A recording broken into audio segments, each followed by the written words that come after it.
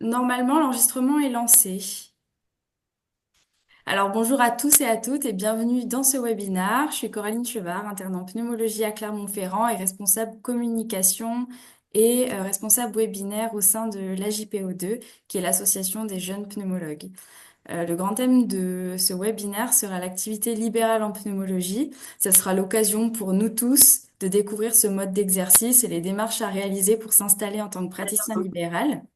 Ce webinaire vous sera présenté par Inspirev, qui est un centre de pneumologie et de sommeil libéral, pardon. Nos orateurs de ce soir seront donc le docteur Laura-Léa Essari et le docteur Julien Solaire qui vous feront une présentation. Cette présentation est soutenue par le syndicat national de l'appareil respiratoire, qui est le syndicat des pneumologues libéraux.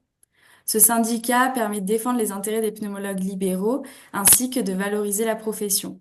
Par ailleurs, le syndicat de l'appareil respiratoire permet aux pneumologues libéraux de bénéficier d'un représentant légal en cas de conflit, mais a aussi un rôle de formation permettant l'actualisation des connaissances. Est-ce que le docteur Proissy, qui est avec nous, souhaiterait rajouter quelques lignes au sujet du SAR? Oui, donc bonsoir à tous, merci de me faire participer à ce webinaire. Oui, le syndicat d'appareils respiratoires représente les médecins libéraux, comme vous l'avez dit, et il a, outre ce c'est vraiment le représentant des pneumologues libéraux. Voilà, je suis pneumologue libéral, je pense au syndicat de l'appareil respiratoire, il n'y en a qu'un, les psychiatres, ils en ont trois, etc. Nous, on n'en a qu'un, c'est simple. C'est le syndicat technique. Il y a des problèmes sur les DEP, pour la PPC, il y a des trucs un peu techniques. C'est le syndicat de l'appareil respiratoire qui va voir à la caisse ce qui se passe, voir au ministère. Donc il a un rôle vraiment technique. Deuxièmement, il a organisé des journées respiratoires, les JPRS, au moment où on voulait booter les pneumologues de la prise en charge d'apnée du sommeil. Et vous voyez que ça c'est depuis 2008. Et il est aussi dans l'organisation de certains autres congrès pour tisser des liens, tant avec des Italiens, des Polonais, à un moment donné, il y avait également le Maghreb. Bon, il faut toujours trouver des gens prêts à s'investir, mais tout ça pour valoriser la pneumologie libérale qui, grâce à trois personnes en 81, sinon on aurait été écrasé, on savait pas ce que c'est, on savait même pas ce qu'un pneumologue libéral pouvait exister. Voilà. Quand je me suis installé en 87, on dit tu vas aller faire quoi en ville en pneumologie? Voilà, voilà. Donc, merci à pas nos ancêtres, mais à nos prédécesseurs d'avoir imposé la médecine libérale. À ce moment-là, il y avait même un congrès de pneumologie libérale et on a fusionné avec les universitaires. On n'est pas toujours d'accord, mais pour le fameux CPLF, mais ça date de 1996. Mais pendant 12 13 ans, on avait notre congrès à nous. Voilà, j'en dirai pas plus. Bon bah parfait, merci beaucoup docteur Poissy. Donc sans plus tarder, je vais donner la parole à nos orateurs qui vont pouvoir vous expliquer un petit peu tout ça. Si vous avez des questions, n'hésitez pas à les poser dans le chat, je m'occuperai de les retransmettre. C'est un webinaire qui est interactif, donc n'hésitez pas à poser vos questions ou même à lever la main quand il y a des petits sondages ou ce genre de choses. Voilà. Alors, hop, c'est tout bon. Alors, c'est bon. Est-ce que ça apparaît sur l'écran? Oui, c'est parfait. C'est bien partagé. Ok, super. Bah, du coup, hop, je vais mettre là. Donc, on va vous parler du coup de la pneumologie libérale. Nous, donc, hop, là, c'est les différentes étapes. Donc, qui on est? Ben, en fait, moi, je suis Laura Léa Issari et Julien, c'est mon mari. Et donc, nous, on a 36 ans. Donc, on s'est installé il y a 3 ans à peu près. Et ouais. C'est bon, ça passe, on nous Oui. entend bien? Ouais. On s'est installé du coup en ville il y a 3 ans environ. Nous, on a une formation au départ hospitalière sur le CHU de Nancy et on ne connaissait pas grand-chose à la pneumologie libérale parce que, bah, comme vous, on n'avait pas forcément eu dans notre cursus d'exemple particulier. Moi, si je raconte un petit peu, on va faire un petit topo un peu personnel, on va dire. J'ai connu la pneumologie libérale pendant l'internat parce que j'ai fait une année de master, donc je souhaitais voir un peu la recherche clinique et expérimentale. Donc, j'ai fait une année de master 2 sur Paris. Et puis, bah, j'avais pas beaucoup, au départ, c'était financier, parce que j'avais une bourse, mais bon, j'avais plus mon salaire d'interne, j'ai parté vivre à Paris, donc c'était un peu difficile. Et donc, j'avais commencé à faire un remplacement. Et c'était du coup en Île-de-France, c'était Jean-Pierre L'Huillier à l'époque, en région parisienne. Et c'est là où j'ai découvert du coup la pneumologie libérale. Et là, c'était génial. J'ai découvert qu'on travaillait super bien. Je travaillais avec l'hôpital de Créteil à l'époque. Et ça m'a donné vraiment une super expérience. Et j'avais remplacé aussi à ce moment-là en Corse le docteur Atia qui est parti en retraite depuis. Et c'était encore autre chose. C'était à Bastia. Et donc voilà. Et donc je me suis rendu compte que c'était assez sympa. Puis après, j'ai terminé mon cursus. Je suis revenue, voilà, c'était sixième semestre. Ensuite, j'ai terminé. J'ai fait le clinica au CHU de Nancy. Et puis finalement, j'ai décidé de ne pas rester. Et après, bah, j'avais bien, toujours cette expérience du libéral. Après, j'ai pas mal remplacé après mon clinica, différents pneumologues dans le nord-est de la France vers Nancy. Et puis également, j'ai remplacé dans des structures de réhabilitation respiratoire, des SSR, et dans des CHG, des hôpitaux généraux, dans les services de pneumo pour avoir un petit peu une vue globale. Et finalement, bah, moi, je me suis dit, bah, j'ai envie de monter mon cabinet et de m'installer. Donc ça, c'est un peu mon parcours et mon histoire avec ça. Julien va vous raconter la sienne. Alors moi, c'est un peu différent. Mon contact avec le libéral, c'est un peu moins bien passé. On va en retoucher deux mots juste après pour essayer de vous donner les clés pour pas tomber dans ces problématiques. Mais moi, j'ai été noyé sur les consultations. Le planning n'était pas très bien organisé pour mes premiers remplacements. Et en fait, j'ai été un peu dégoûté. J'ai continué mon internat, c'était à la toute fin de l'internat. Et j'ai enchaîné avec un clinica et j'étais plutôt fléché hospitalier au sein du CHU de Nancy. Et voilà, il y a eu le Covid, il y a eu pas mal de charges de travail. Et disons que les projets que j'avais en tête sont un peu éloignés de ce que j'avais comme vision. Et quand on en a discuté avec Lauralia, on s'est dit, bon, bah, OK, on s'installe ensemble justement pour former ce merveilleux cabinet. Hop là. Alors, hop, on en arrive du coup à ce qu'on voulait vous présenter. C'était surtout en fait votre projet médical. Donc pendant l'internat, on apprend beaucoup la pneumologie sur le plan médical, mais parfois, en tout cas nous, c'était pas notre cas, on se pose pas forcément sur quel est votre projet. Qui c'est qui a rigolé? Oh. Du coup, un petit micro qui n'était pas éteint. Donc, du coup, nous, on a commencé à se poser ces questions-là un peu tard finalement. Donc, je trouve que c'était intéressant de se les poser plus tôt dans le cursus. C'est vraiment quel est le projet médical. Donc, ça a commencé déjà par bah, où vous voulez vivre finalement, dans quelles conditions, vos amis, la famille, votre environnement, votre conjoint, le style de vie que vous voulez. Est-ce que ça vous dérange pas de travailler la nuit, les week-ends? Est-ce que vous avez des enfants, pas d'enfants? Il y a plein de choses qui jouent après sur la vie de manière générale. Donc ça, c'était vraiment répondre à la question bah, où vous voulez travailler et dans quel environnement. Après, nous, il y avait la question quoi? C'est-à-dire finalement, qu'est-ce qu'on veut faire en pneumologie? Nous, on était formés plutôt donc, à Nancy, insuffisance respiratoire, sommeil. Et moi, un petit peu à l'ergologie aussi avec l'asthme, j'avais fait un interchu à Strasbourg. Et donc, on voulait, voilà, quel est votre plateau technique rêvé en fait, hein? Est-ce que vous voulez faire du sommeil, de l'endoscopie souple ou rigide? Est-ce que vous faites plutôt de l'allergo, de l'insuffisance respi, de la VO2, enfin des épreuves d'effort, de l'échographie? Et donc, ça, c'est vraiment un peu bah, qu'est-ce qu'il va vous falloir comme plateau technique et vous voulez faire? C'est l'ordre que nous, c'est dans cet ordre-là que nous, on s'est posé les questions, mais après, c'est vraiment très personnel et l'important, c'est d'avoir une vision d'ensemble. Ensuite, nous, on s'est posé la question avec qui, puisque en fait, en libéral, vous pouvez soit rejoindre une activité qui est déjà en place, soit reprendre une activité d'un pneumologue qui part à la retraite, ou alors vous pouvez créer de nouveau votre activité. Nous, c'est comme cela qu'on l'a envisagé. Vous verrez, on vous présentera après non pas les avantages et inconvénients de ces trois grands types, mais plutôt des petites précisions sur chaque type, parce que vous allez voir, il y a des petites subtilités entre reprendre un cabinet, le rejoindre ou créer de nouveau. Et donc nous, avec notre vision de ce qu'on voulait faire, c'était vraiment un moteur assez puissant de se dire, eh ben, on va créer de zéro notre activité rêvée.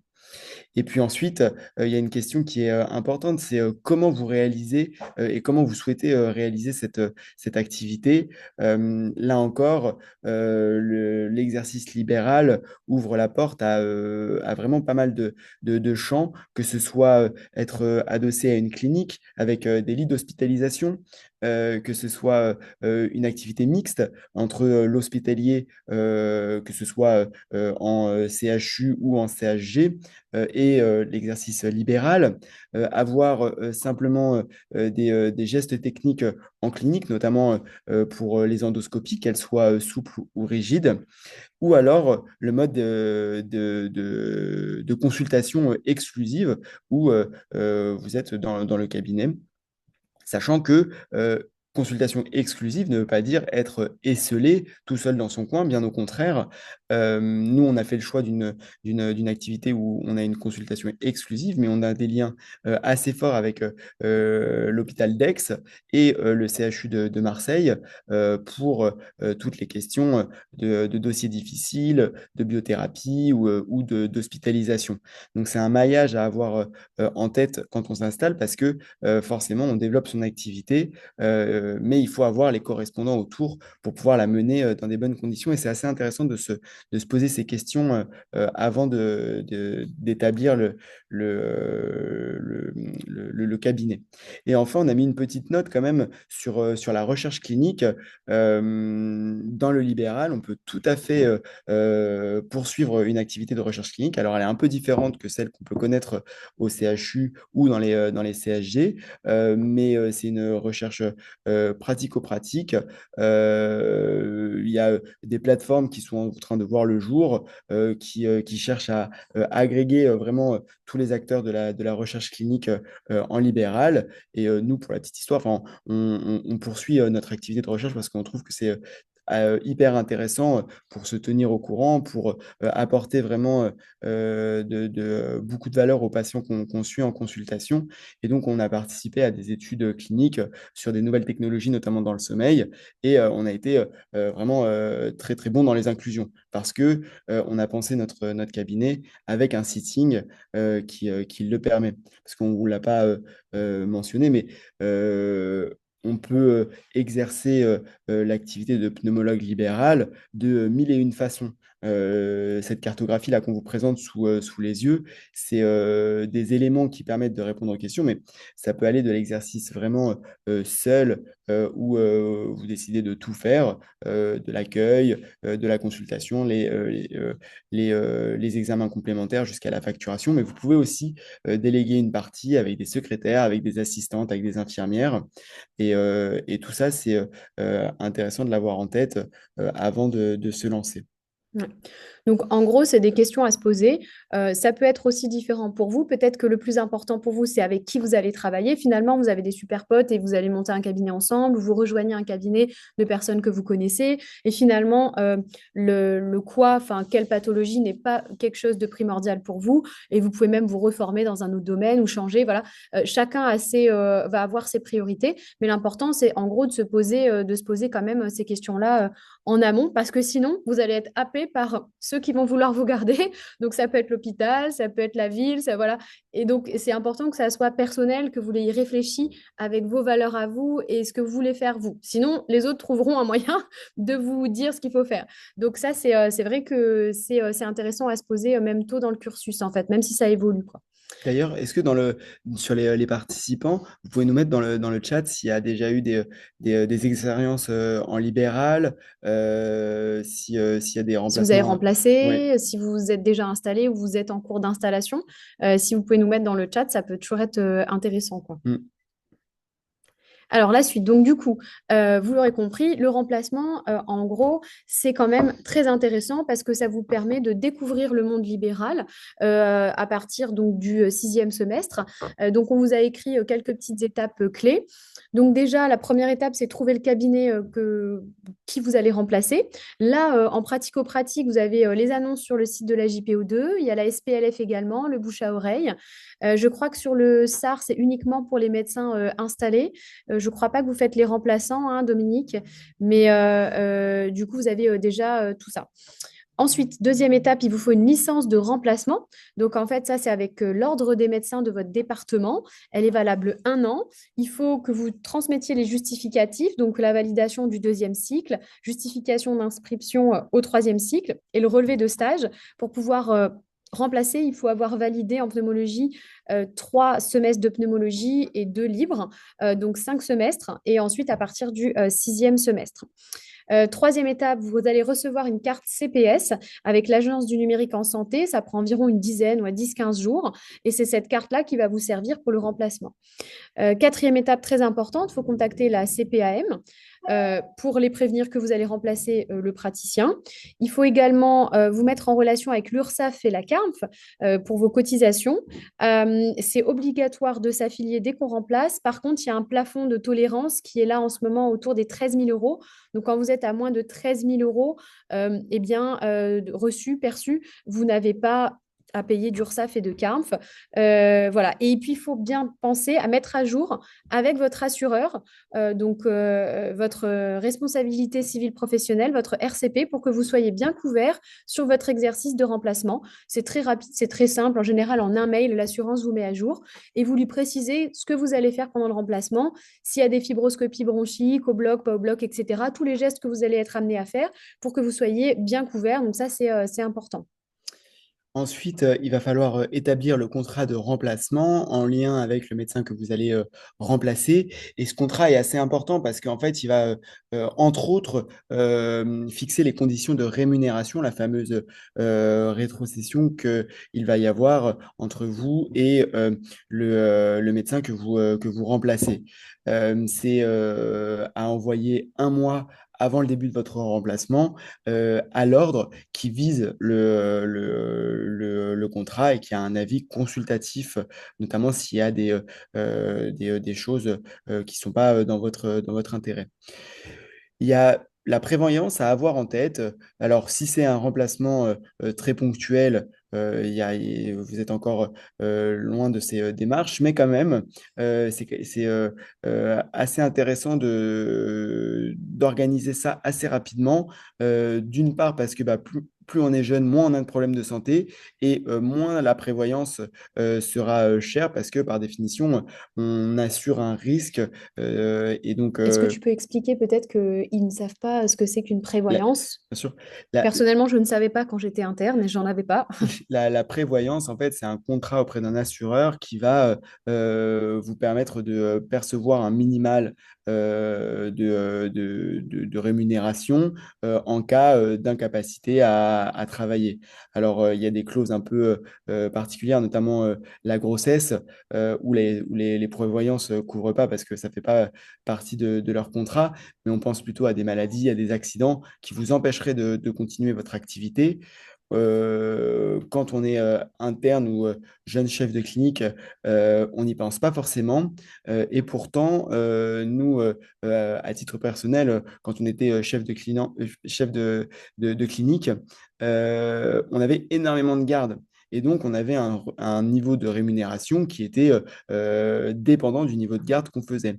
Or, en cas de pépin de santé, les indemnités perçues par la sécurité sociale ne prenaient pas en compte ces gardes. Et donc, il pouvait y avoir un delta assez important en termes de rémunération. Donc, c'est des contrats qui font peur parfois parce qu'on se dit, oh là là, mais je ne vais pas m'assurer pour quelque chose qui est loin de m'arriver. Et pourtant, c'est justement quand ça arrive qu'on en a besoin. Donc, c'est un focus un peu là-dessus. On vous encourage vraiment à vous rapprocher de vos assureurs pour que vous puissiez travailler sereinement sans difficulté. Et c'est sûr que si vous remplacez de façon, de façon régulière et ou que vous souhaitez vous installer, alors là, ça devient vraiment une priorité avant de débuter votre activité. il y a une partie qui est hyper importante, qui est vraiment de comprendre le cabinet que vous allez remplacer.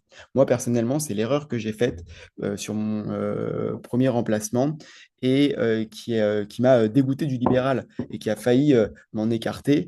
Donc, c'est vraiment de se mettre d'accord avec le médecin que vous allez remplacer sur quelque part les conditions dans lesquelles vous allez être.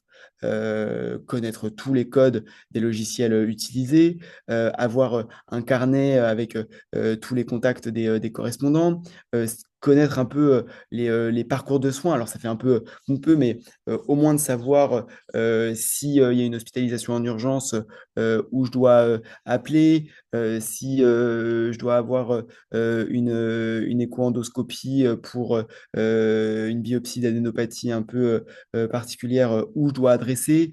Vous voyez, c'est toujours sur les remplaçants que les problèmes arrivent, entre guillemets.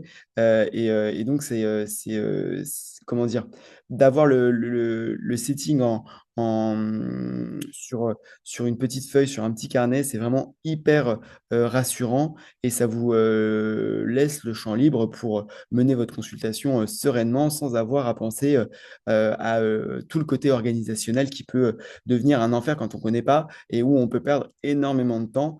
Moi, j'ai un souvenir, enfin, où mes derniers consultants étaient très problématiques et plus personne dans le cabinet. Et devoir gérer ça à 20 heures, bah, c'est un peu complexe. Donc vraiment, c'est hyper important. L'autre chose, c'est vraiment l'organisation de vos consultations, l'organisation de votre agenda, le nombre de créneaux que vous voulez, le temps que vous voulez consacrer, le type d'activité que vous faites ou que vous ne faites pas.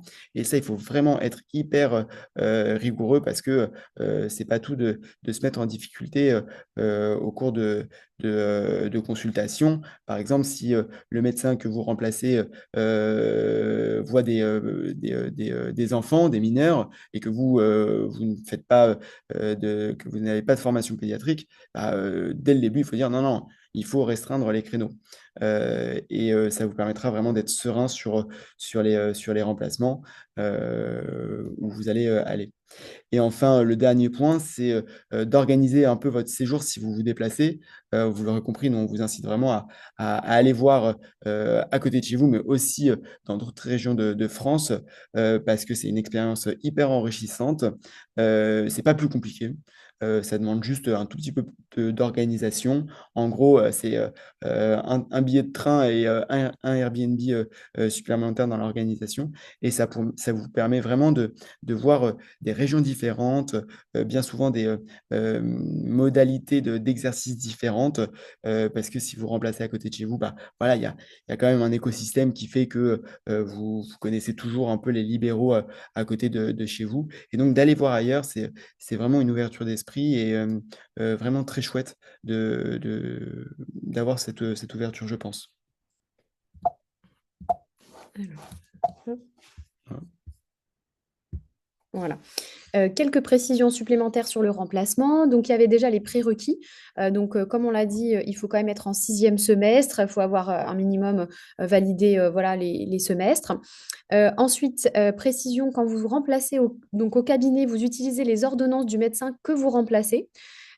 Du coup, l'encaissement se fait pour le compte du médecin que vous remplacez et c'est lui secondairement qui vous rétrocède en fait la partie convenue dans le contrat des honoraires. Donc des fois, c'est 60%, 70%, 80% des honoraires. Ça dépend des régions, des secteurs et des praticiens.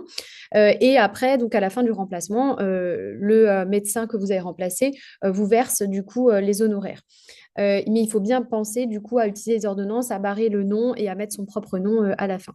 Au niveau financier, ça c'est plus du pratico-pratique. Si vous remplacez régulièrement, c'est bien d'avoir un compte bancaire séparé parce que vous allez devoir tenir une comptabilité qui n'est pas compliquée, mais qu'il faut quand même tenir.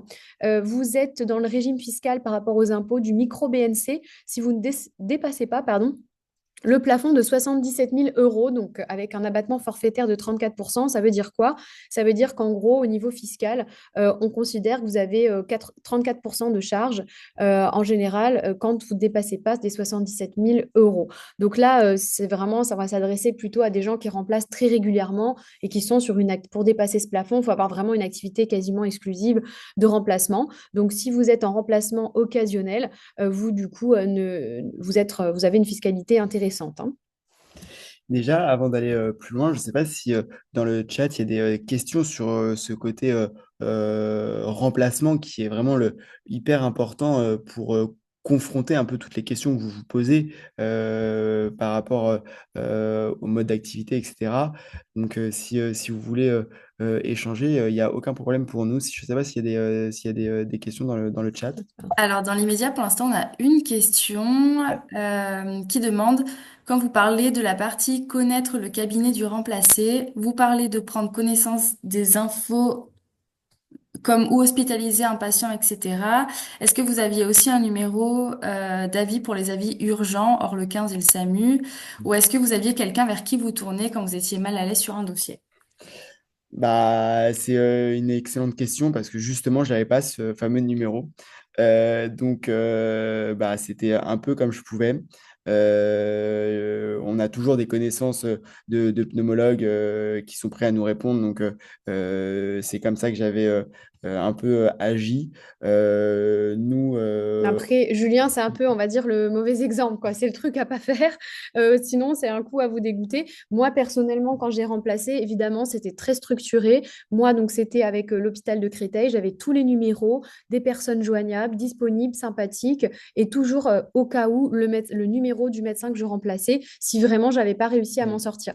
Donc ça, c'est vraiment à discuter en amont avec les personnes. En gros, remplacez pas non plus n'importe qui, entre guillemets, c'est-à-dire qu'il faut vous mettre d'accord avec le médecin remplacé, que ça soit très clair et que vous vous sentiez en confiance. Mais on va dire, dans la grande majorité des cas, la plupart des médecins libéraux qui hmm. prennent des remplaçants sont très corrects et ont tout ce parcours de soins qui est déjà établi, hein. Donc voilà, mais en tout cas, c'est bon, c'est bien de le savoir. Donc ne faut pas vous inquiéter non plus. La plupart du temps, ça se passe très bien. C'est juste que c'est bien de le vérifier, de le discuter au moment où vous rencontrez le praticien, quoi, hein. Oui, tout à fait. Et puis, dans l'immense majorité des cas, généralement, il y a quand même le numéro de portable de la personne que vous pouvez appeler et discuter. Enfin, on est tous médecins et tous passionnés par ce qu'on fait. Et du coup, discuter d'un dossier difficile, il y a généralement zéro difficulté par rapport à Ouais. ça. Je Et sais pas je si- vois que Dominique Poissy a également quelque chose à rajouter, si vous voulez le rajouter à l'oral. Oui, découvrir les modes d'exercice, c'est fondamental. Dans la plaquette, quand j'avais fait une formation de maître de stage en 2018, c'était dans la plaquette de formation, découverte des divers modes d'exercice. Ça veut dire qu'on ne demande pas d'aller passer des mois chez Proisy, par exemple. Non, non. Allez passer déjà, vous passez une matinée, vous allez déjà voir comment je suis organisé. Alors maintenant, c'est plus très intéressant parce que je suis en fin de carrière. Il y a quelques années, je trouve que ça tournait pas mal quand il y avait un secrétariat. Mais faire de la pneumologie en libéral, il y a plein de façons d'exercer. Et vous l'avez parfaitement dit. Et je pense que c'est très important de les découvrir et d'aller passer une journée, voir un petit peu. Nous, on organise ça dans l'URPS où vous pouvez prendre prendre des créneaux. Vous prenez ça sur votre journée de vacances. Mais je pense que votre avenir, ça vaut bien de sacrifier quelques journées. Vous n'allez pas en faire 20 hein, non plus. Mais les divers modes d'exercice, je vais faire quoi? Tout seul, en groupe, en clinique, etc. Comment ça se passe? Et, pardon, sur les dossiers difficiles, quand vous allez remplacer, la difficulté, c'est que vous êtes seul avec le logiciel, etc. De toute façon, vous n'apprenez jamais à nager sur le bord de la piscine. Donc, il va falloir vous jeter à l'eau. C'est toujours un peu difficile. Nos problèmes, ça va le faire. Les logiciels sont bien faits. Je tape patient un tel, etc. Oui, j'ai le nom du correspondant, du médecin traitant, etc. Donc voilà. La facturation, ouais, vous n'avez pas utilisé 35 cotations. Donc voilà, il y a déjà quelques cotations, vous pouvez vous les mettre en tête et puis vous savez comment ça. Le tout, effectivement, c'est de ne pas se retrouver avec 35 consultations dans la journée, le premier jour ou ni le deuxième jour. Ça, c'est clair. Voilà. Mais découverte des divers modes d'exercice, oui, des modes, des lieux, vous l'avez dit, pas hésiter à un Airbnb. De toute façon, vous mettrez dans vos charges, hein. Mm. D'accord? Non, ça fait partie, voilà, ça fait partie des charges. Si vous avez gagné 50 000 balles, vous décompterez toutes ces charges-là. Oui, ça rentre dans le cadre du projet. Et votre projet, c'est très important. Mm.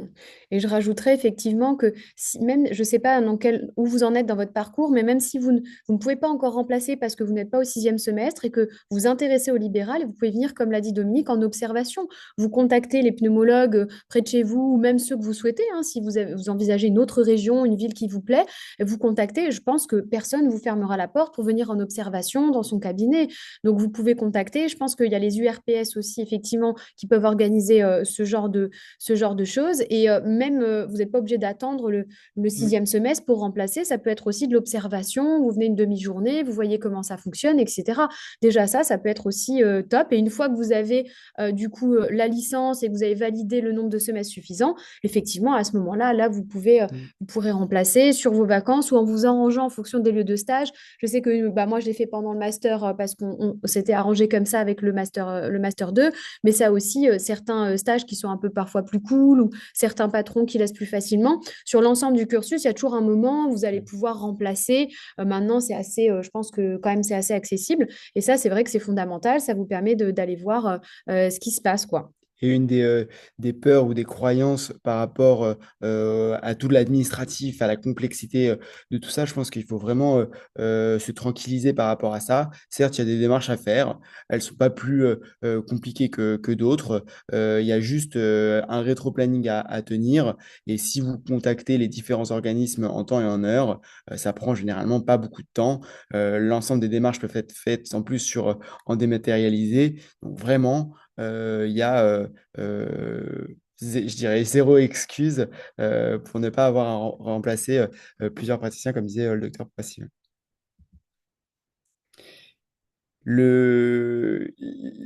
Une fois qu'on a remplacé et que on a affiné un peu son projet et qu'on décide de s'installer en libéral, là encore une fois, il y a un rétro-planning à respecter et l'exercice là, des deux prochaines diapos, c'est vraiment de vous montrer que en gros, en étant un tout petit peu organisé, en sachant par où commencer, globalement, les démarches administratives se font extrêmement bien.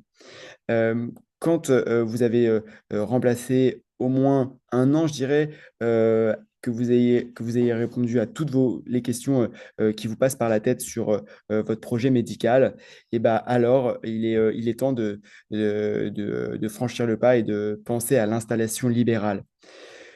Nous, ce qui a été hyper important, c'est ce qu'on a appelé la constitution de la Dream Team. Parce qu'en en fait, on apprend à être médecin, on apprend à être pneumologue, mais on n'apprend absolument pas à gérer une structure, puisque étant en libéral, que vous souhaitez ou non des salariés, eh ben, vous allez devenir quelque part chef d'entreprise. Et donc, c'est hyper important d'être bien entouré, notamment par un excellent expert comptable, parce qu'il pourra vraiment vous accompagner sur l'ensemble des démarches, que ce soit avant de débuter l'installation libérale, avec la constitution d'un business plan, avec lequel vous allez pouvoir aller voir les banquiers s'il y a besoin de matériel, etc. Il va pouvoir aussi vous accompagner pour les démarches avec l'assureur, tout ce qui est prévoyance, plan d'épargne en retraite, puisque c'est l'une des grosses différences entre le libéral et l'hospitalier, c'est-à-dire que les cotisations par rapport à votre retraite vont être quand même assez maigres dans le libéral, et donc il y a tout intérêt à débuter la constitution de cette enveloppe dès le début de l'installation libérale. Et puis, il y a aussi les avocats spécialisés, s'il y a des exercices en groupe avec des contrats qui peuvent être parfois très obscurs. Et donc, c'est hyper important d'avoir l'avis d'un avocat qui sera à votre conseil et qui pourra vous aiguiller vraiment de façon éclairée. Ça a un coût, forcément. Chaque intervenant a des honoraires. généralement, tous ces honoraires sont décalables dans le temps et puis ça va se répercuter sur vos salaires. Donc, c'est OK, c'est des charges qui sont hyper importantes en début. Le temps que ça met, bah, c'est un peu dépendant de l'activité et comment je dirais, de l'intensité que vous y mettez. Mais globalement, c'est quand même plusieurs mois, le temps de constituer tout ça, d'y voir un peu plus clair. Ensuite, il y a l'inscription à l'ordre en tant que médecin libéral. Attention, si vous changez de département, il faudra en passer par une commission et ça peut allonger les délais en fonction de si vous tombez ou pas dans les vacances scolaires notamment. Prévoyez vraiment du temps. Si vous devez déménager, anticipez bien les choses parce que ça peut prendre entre 1 et 3 mois d'avoir l'inscription finalisée. On a une expérience assez euh, Ouais, pour la petite douloureuse. anecdote, nous, on a déménagé donc, du conseil départemental du 54 vers le 13 on commençait en septembre et donc on n'avait pas anticipé ça et donc bah, on s'est retrouvé juillet-août avec le conseil de l'ordre qui était un petit peu en vacances.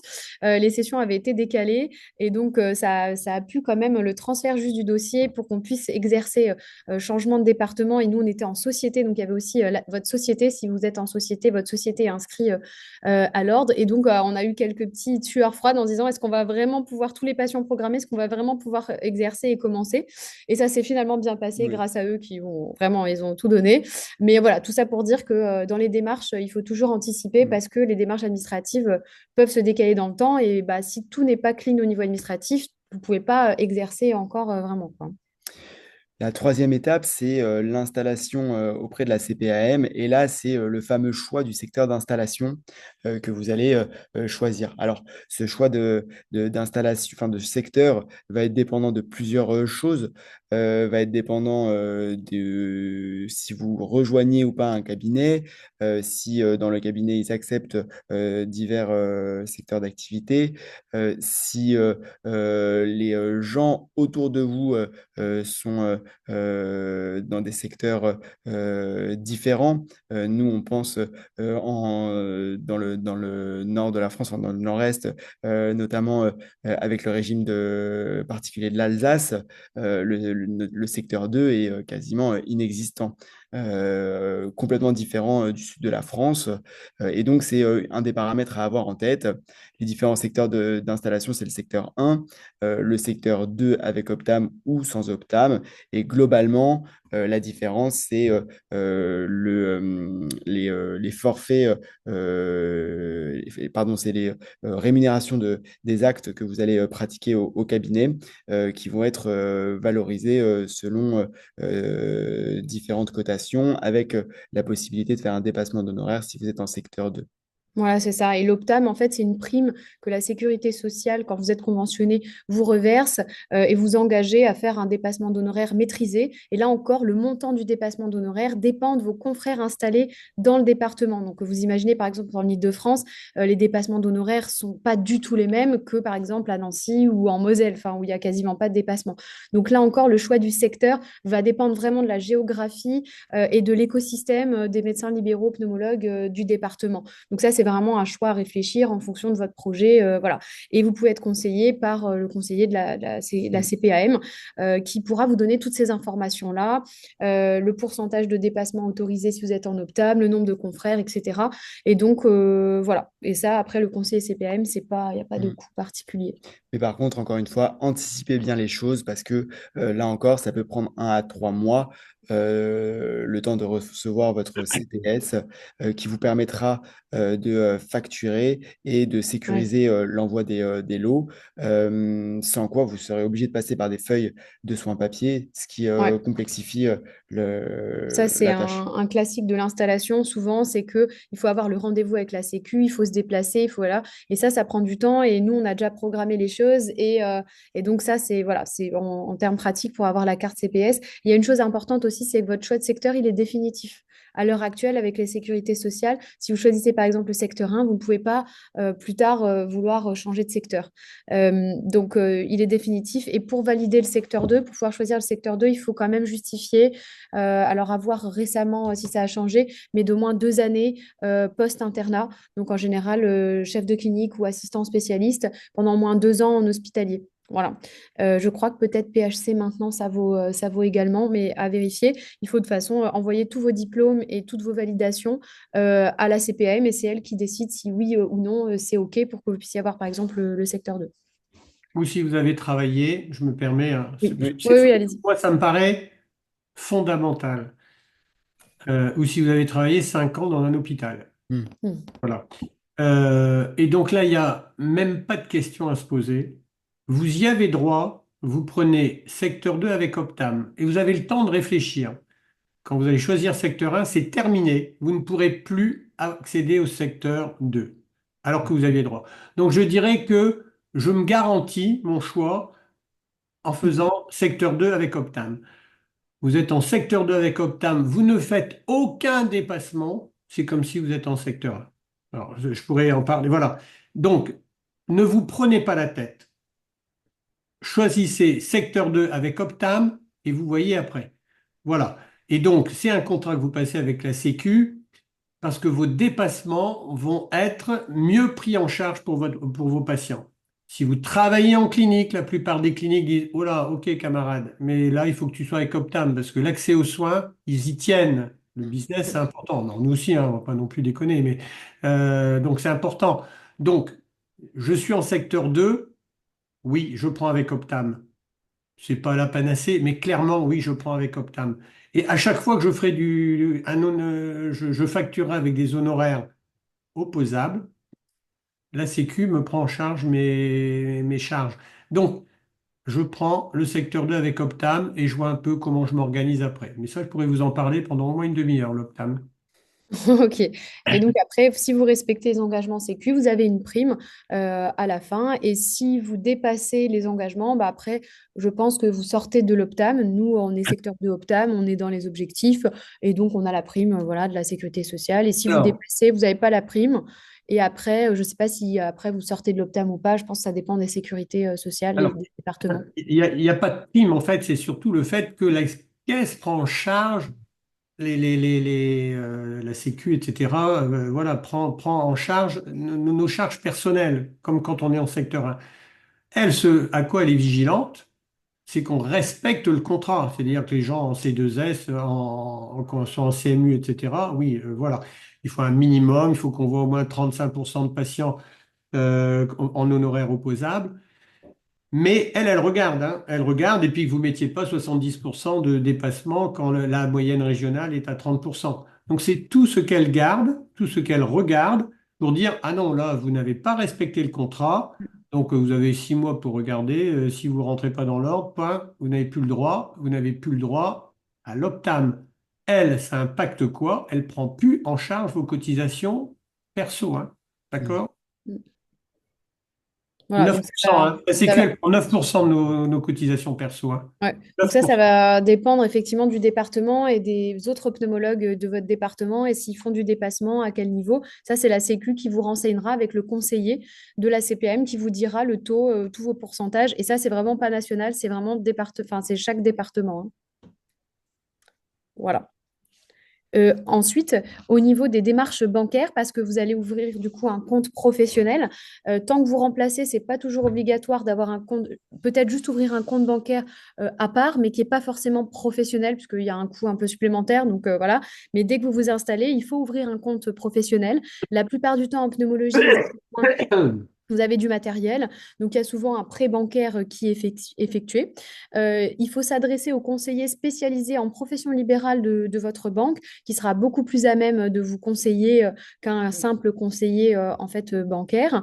Et puis après, si vous êtes en société, bah, il y a des démarches spécifiques à la société avec un capital social, des choses comme ça. Pour le prêt professionnel, ça, c'est validé avec votre expert comptable. Vous avez fait un business plan, c'est un mot pour dire qu'en fait, vous avez noté combien de patients je vais voir par jour, combien je vais facturer par patient, combien je vais avoir de coûts de matériel, etc. Donc, vous écrivez tout ça. En gros, c'est assez simple, hein, ça reste de la comptabilité de base. Vous avez un tableau Excel et vous rentrez combien vous allez voir de patients, combien ça va vous rapporter. Et puis ensuite, quelles sont vos charges. Et vous déduisez des deux, vous validez ça avec un expert comptable. Et ensuite, vous allez voir le banquier en lui disant, voilà, il va me falloir tant d'argent pour ce prêt. Globalement, les banquiers adorent financer les professions libérales et notamment les médecins parce qu'on a la chance quand même d'être une entreprise, mais d'être une entreprise qui fonctionne bien avec une forte demande. Et donc, il y a, à ma connaissance, je ne connais aucun collègue ou confrère professionnel de santé, en tout cas médecin, qui ait vu son prêt se faire refuser. Au contraire, les banquiers nous adorent. Et donc, voilà, donc ça, c'est la partie démarche bancaire qui est importante aussi à anticiper. Et là, c'est bien d'avoir un bon expert comptable parce qu'en général, il a des bonnes relations avec des banquiers et va pouvoir bien vous aiguiller. Et nous, notre expert comptable, ça s'est fait de manière Mm. très fluide, quoi, hein. C'est lui qui a pas mal géré tout ça. Ensuite, autre étape, c'est donc la protection. Julien en a déjà parlé par rapport à la prévoyance. Donc là, effectivement, on rigole pas, on est en libéral, on n'est plus salarié, il faut se protéger. Donc il faut protéger sa retraite avec le PER. Là, après, il y a différentes modalités. Mutuelle, bien sûr. Et puis prévoyance, parce que prévoyance, ça veut dire c'est une assurance. Si jamais vous êtes en incapacité d'exercer votre profession, de consulter, etc., eh bien, il faut quand même que vous puissiez avoir de l'argent qui rentre déjà pour vos charges aussi qui vont tourner tous les mois et également pour vous, votre salaire. La RCP, la responsabilité civile professionnelle, est à mettre à jour parce que ce n'est pas la même. Vous êtes maintenant dans des locaux, peut-être à vous en location, et vous êtes du coup libéral. Et donc, l'assureur doit le mettre à jour avec une cotisation mensuelle. Et ça, en général, les assurances, ça se passe quand même de manière assez rapide. Après, ça dépend de votre... Aussi, si vous avez, pour la prévalence, ça dépend si vous avez des problèmes de santé.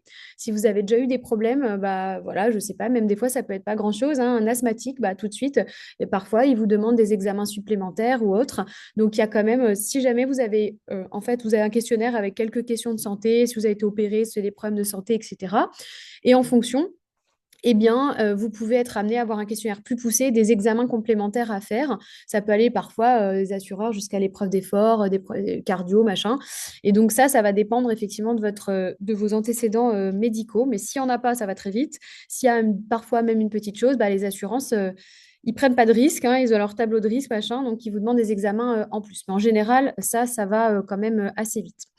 Et ensuite, à la fin, les démarches avec l'expert comptable, il va pouvoir vous aiguiller aussi sur l'affiliation. Je sais que nous, il nous avait aidé pour l'affiliation URSSAF, CARMF, pour le choix aussi de votre assurance maladie. Donc ça a changé. J'ai revu récemment avec notre expert comptable, ça a changé en 2023. Donc nous, on s'est installé en 2021. On faisait partie du régime du coup PAMC. Et maintenant, ça a changé. Il y a un régime indépendant qui, a priori, est le régime qui est plutôt choisi. Donc ça, il faudra voir avec votre expert comptable. C'est vraiment beaucoup plus précis. Mais en tout cas, ça change régulièrement. C'est ce qu'il faut voir. Et donc, il faut vraiment une personne compétente qui pourra bien vous aiguiller. Et là, les cotisations vont varier en fonction de votre situation et notamment du chiffre d'affaires. Donc ça, on va dire que c'est les grandes étapes du remplacement à l'installation libérale, hein. Est-ce qu'il y a des questions dans le chat? Alors, dans le chat, il y avait une question concernant votre secteur d'installation et votre opinion sur le secteur de Optam. Ok, ça, je pense Ouais, que Vous y Dominique avez... ouais, parce que a le bien docteur Froisy a répondu. répondu. Ouais. Ouais. Ouais, Nous, ça a été Oui, avec répondu. 25 croix à côté. ouais, pour être transparent, nous, on est installé en secteur de Optam et je partage totalement l'avis de Dominique sur ce choix qui laisse une liberté sur l'avenir. Absolument à 200% secteur de Optam si vous avez la possibilité. Et même, ça peut être un leitmotiv de se dire, OK, je pousse l'assistanat pour obtenir mon secteur de Optam si je veux vraiment m'installer en libéral. Je pense que c'est un sésame qui est inestimable si vous voulez aller en libéral. Voilà. Et puis après, bien se renseigner localement avec votre conseiller de la Sécu, de la CPAM, par rapport aux dépassements que vous êtes autorisé à faire en fonction de votre département. Et ça va vraiment. Voilà. Nous, par exemple, on est dans le 13, donc Bouches-du-Rhône, sur Aix-en-Provence. On a beaucoup de médecins qui sont installés en secteur 2, beaucoup de pneumologues en secteur 2, avec un dépassement qui est quand même plus important, par exemple, de nos confrères d'Occitanie qui, du coup, en Occitanie, il n'y en a pas beaucoup qui sont en secteur 2, ils font pas beaucoup de dépassements d'honoraires, donc ils n'ont pas du tout les mêmes, voilà, ils ne sont pas autorisés, entre guillemets, à faire les mêmes dépassements. Donc ça, si c'est quelque chose qui est un motif important pour vous, bah, renseignez-vous en fonction du département où vous allez vous installer. Hein, parce que ça va faire varier bah, les honoraires que vous allez pouvoir pratiquer, qui seront tolérés par la CPM de votre département, quoi. Hein. D'accord, merci beaucoup. Et on a une autre question dans le chat concernant la rémunération. Est-ce que globalement on retient 50% d'argent que nous on garde et 50% qui sera dans les impôts et dans les frais? Alors Ah, là, c'est une question à poser aux vieux. Mais la juste, si question, on peut effectivement, préciser, excusez-moi Dominique, juste il faut préciser, est-ce qu'il parle du remplacement ou est-ce qu'il parle de quand on est médecin libéral installé? Si on peut préciser la question. Quand on est installé. Quand on est installé, d'accord. Ok, bah, super Dominique, je vous laisse répondre. alors, effectivement, ça dépend dans quelles conditions je vais travailler. Si vous remplacez, si vous installez, vous faites 5 consultations par jour, là, la grenouille, vous allez la bouffer. Bon, je vous rassure, hein, en pneumo, vous n'allez pas faire 5 consultations par jour ou 5 actes par jour. Mais si vous faites une quinzaine, 15 à 20, ce qui est bien, là, oui, on dit, vous laissez de côté, mettez dans votre poche 50%. Vous ferez face aux charges de cabinet, aux charges de remboursement, on y pensez, et puis à vos charges personnelles qui arriveront. À un moment donné, il y a l'URSSAF qui ne vous oubliera pas. Donc, oui, 50% maximum, mais en ayant déjà une bonne activité, ce qui, là, dans le contexte actuel, oui, oui, effectivement, rapidement, vous allez plutôt vous trouver débordé qu'à chercher de l'activité. Si je vous dis combien j'ai gagné en 1987 au mois de mars, 1500 francs, francs, francs. Hein. Donc autant vous dire que là, j'ai rien mis du tout, c'était plutôt madame qui mettait au pot, etc. Donc voilà, mais le contexte était tout à fait différent. Voilà. Voilà. Après, ça va dépendre aussi de votre organisation. Par exemple, nous, on a 5 salariés, donc on a quand même beaucoup de charges salariales, mais en même temps, bah, du coup, on a beaucoup de délégations de tâches qui nous permettent d'avoir du temps médical pur et d'avoir aussi des choses qui tournent dans délégation de tâches. Donc, en fonction du mode d'organisation, du nombre de consultations que vous allez avoir, ce pourcentage peut varier également. Et après, bah, par rapport au chiffre d'affaires, parfois, ça peut être ce que vous touchez, vous, dans votre poche en net après tout, ça peut être parfois 30% du chiffre d'affaires, mais le chiffre d'affaires peut être assez important. Donc, du coup, ça, effectivement, c'est à valider avec votre expert comptable. Mais au démarrage, quand vous vous installez, si vous vous installez seul et que vous ne rejoignez pas déjà une structure qui existe, ça aussi, ça peut varier. Si vous rejoignez un cabinet de 7 pneumologues qui sont installés depuis 30 ans, eh bien, du coup, le cabinet, il est déjà d'une certaine façon optimisé. Donc, vous, votre rémunération, du coup, ça peut être un pourcentage plus important. Si vous démarrez de zéro, comme nous, on a fait, bah, au début, on faisait tout seul. On avait juste une secrétaire, on faisait tout nous-mêmes. Puis après, on a eu une infirmière. Puis après, en 3 ans, on a grossi. Et puis, on a eu des collaborateurs, etc. Donc, du coup, bah, le pourcentage, il a varié aussi en fonction du mode d'organisation. Donc après, ça dépendra effectivement de comment vous êtes, comment c'est organisé. Ouais, parce que par exemple, il y a des structures de nombreux pneumologues qui sont en société de partage d'honoraires, en SCP, et donc du coup, bah, en fait, tout le monde c'est un pot commun et tout le monde reçoit la même chose, et donc là, voilà, il y a des arrangements qui sont entre chacun. Donc c'est pour ça que ça c'est vraiment à discuter, mais vous aurez l'info avant de vous installer avec eux. C'est-à-dire, c'est pour ça qu'il vous faut un bon expert comptable qui saura lire le bilan comptable du groupe que vous rejoignez, et également un bon avocat qui pourra vous dire et qui défend vos intérêts, qui pourra vous dire c'est intéressant pour vous, c'est pas intéressant, faut renégocier ci, faut renégocier ça, vous voyez. Donc du coup, en fait, ça, vous aurez l'information de toute façon avant de prendre la décision de vous installer, quoi. Hein. Ah, merci beaucoup. Et on a encore une autre question sur le chat. ça ne désemplit pas. Est-ce que vous recevez le contrat d'aide à l'installation des médecins avec le secteur 2 Optam? Et si jamais on sort de l'Optam, est-ce qu'on devra rembourser cette aide perçue? Alors, qu'est-ce que c'est que le contrat d'installation? Donc, c'est un contrat qui permet, alors ça va être modifié avec la nouvelle convention, hein. On donnait une grosse somme d'argent pour pouvoir s'installer en zone déficitaire et il fallait s'installer en zone déficitaire en étant secteur 1 ou secteur 2 Optam. Et donc, là, on n'est pas loin de la question piège. Ça dépend au bout de combien de temps vous n'allez pas rembourser le CAIM, à mon avis, mais ça, il faudrait demander à un juriste et voir si ça s'est déjà produit. Mais vous n'allez pas déplaquer au bout de 2 ans. Parce que clairement, vous déplaquez au bout de 2 ans et vous avez touché 50 000 balles. Là, je pense que la caisse, elle dit hop, hop, hop, camarade, reviens à la case départ, tu laisses les 50 000 sur le bio et on cause après. Voilà. Donc, je pense que euh, les aides, ça ne doit pas être moteur dans l'installation. Oui, j'ai décidé d'exercer tel endroit, de telle façon. Maintenant, avec des cartographies qui sont bien faites, de quelles aides je peux bénéficier, ouais, ça vient en plus. C'est quoi 50 000 balles dans 37 ou 38 ans ou 40 ans que vous aurez bossé? Mm. À un Et moment puis, donné, l'église, il faut la laisser au milieu du village. D'accord? Évidemment, ça fait beaucoup, là. C'est quoi, on a l'impression qu'on a gagné au loto sans avoir mis le billet. Et Non. je rajouterais, pardon, je vous ai coupé, mais en fait, on a quand même le levier bancaire. Alors là, les taux ont un petit peu augmenté, mais franchement, ça reste tout à fait correct. Et la banque, encore une fois, nous, on avait très peur. On se disait, oh là là, est-ce qu'on va nous prêter de l'argent?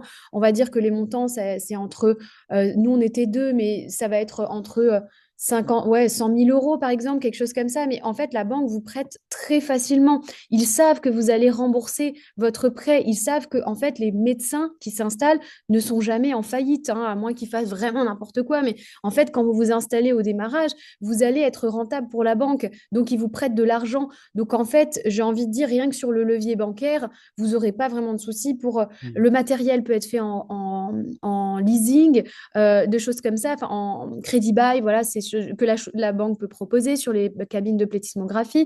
Il y a plein de choses qui sont proposées par la banque qui, à mon sens, font que vous pouvez vous installer, je pense, sans difficulté financière en pneumologie. On a des actes qui sont quand même valorisés par rapport à, par exemple, un médecin généraliste, etc. Donc, du coup, je pense que il y a pas, s'il y a des aides, tant mieux, mais vous pouvez très bien vous installer sans ces aides d'installation si vous n'êtes pas dans une zone. Et après, par rapport au fait que la Sécu, quand vous êtes secteur de Optam et donc vous pouvez par exemple aussi avoir des assistants médicaux avec une prime et ils disent toujours, bah, si vous sortez de l'Optam, vous remboursez. À ma connaissance, j'ai jamais connu quelqu'un qui était. J'ai même des personnes là sur Nice, sur le PACA un peu plus voilà, niçois, qui sont en secteur de Optam, ne respectent pas l'Optam, n'ont pas du coup le remboursement, mais font des dépassements plus importants et ne sont pas sortis de l'Optam et les patients sont quand même remboursés. Donc le but, c'est pas de faire ça, mais on va dire, j'ai pas l'impression que les caisses soient non plus en train de reprendre des aides. J'ai jamais entendu ça dans le milieu pneumologique.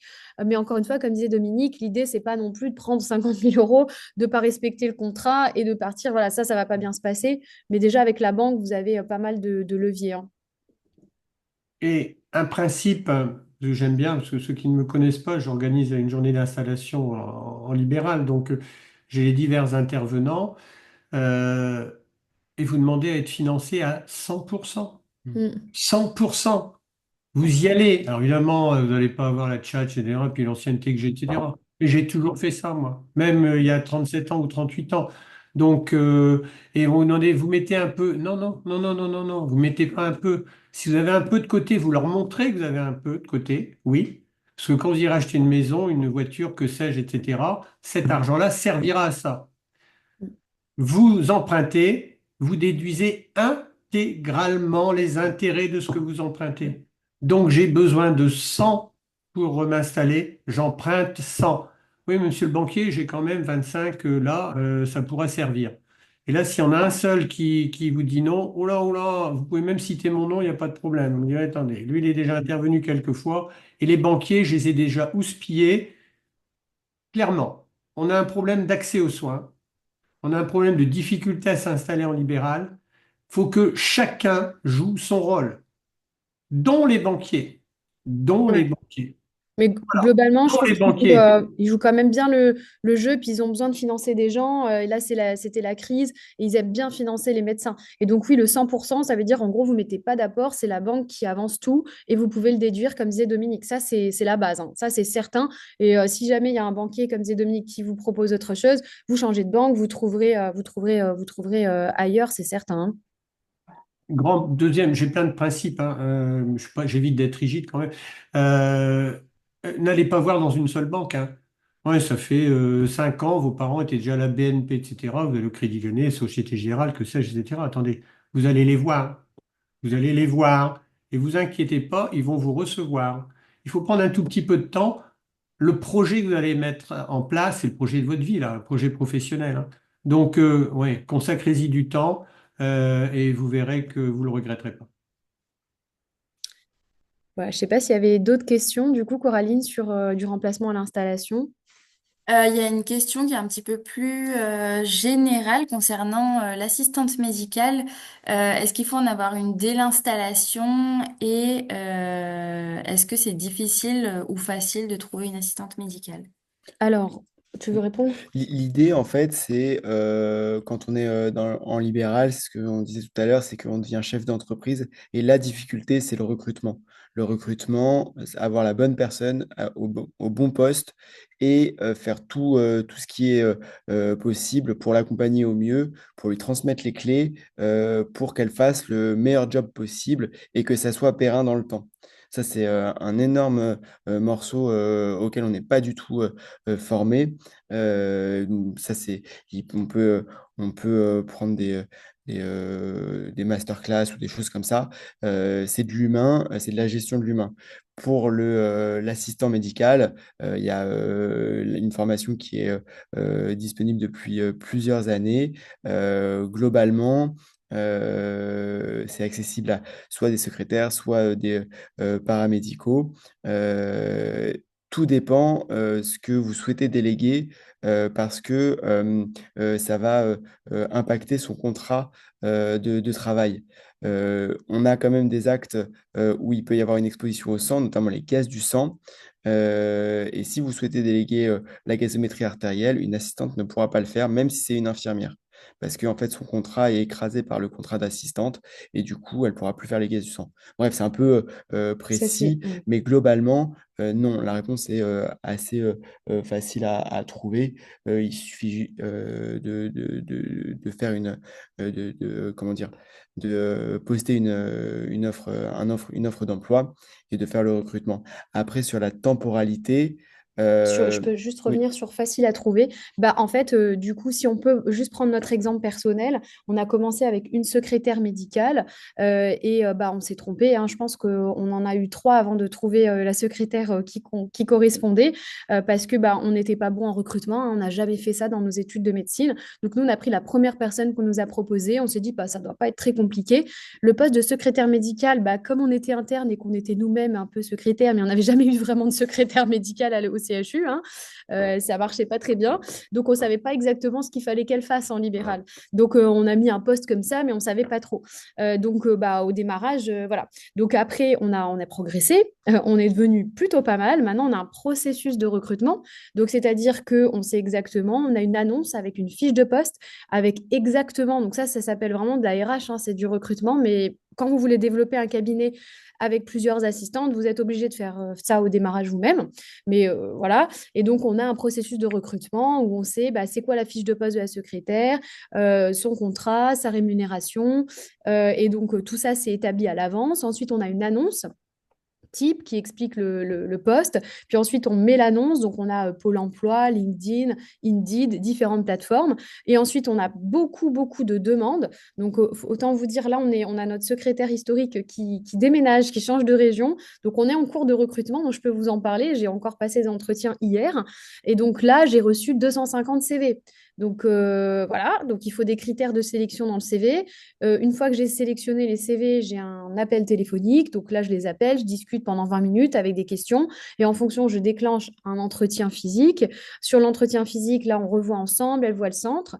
Ensuite, vous avez la possibilité, là, on rentre dans le détail, mais il y a des aides avec Pôle emploi. Si la personne est demandeuse d'emploi, vous pouvez faire une semaine d'immersion, c'est-à-dire que l'assistante, secrétaire ou infirmière ou autre vient dans votre cabinet, payée par Pôle emploi pendant maximum une semaine et elle va venir en tant que, voilà, elle a un contrat, mais elle est payée par Pôle emploi et vous allez pouvoir la voir en action et elle aussi, elle va pouvoir voir si le poste lui convient ou pas. Et suite à ça, après, vous pouvez lui proposer donc un contrat qui est en général un CDI, 35 heures ou moins ou plus en fonction de vos besoins. Et ensuite, vous avez une période d'essai. Donc, la période d'essai, c'est 2 mois renouvelables une fois. Donc, ça fait 4 mois de période d'essai.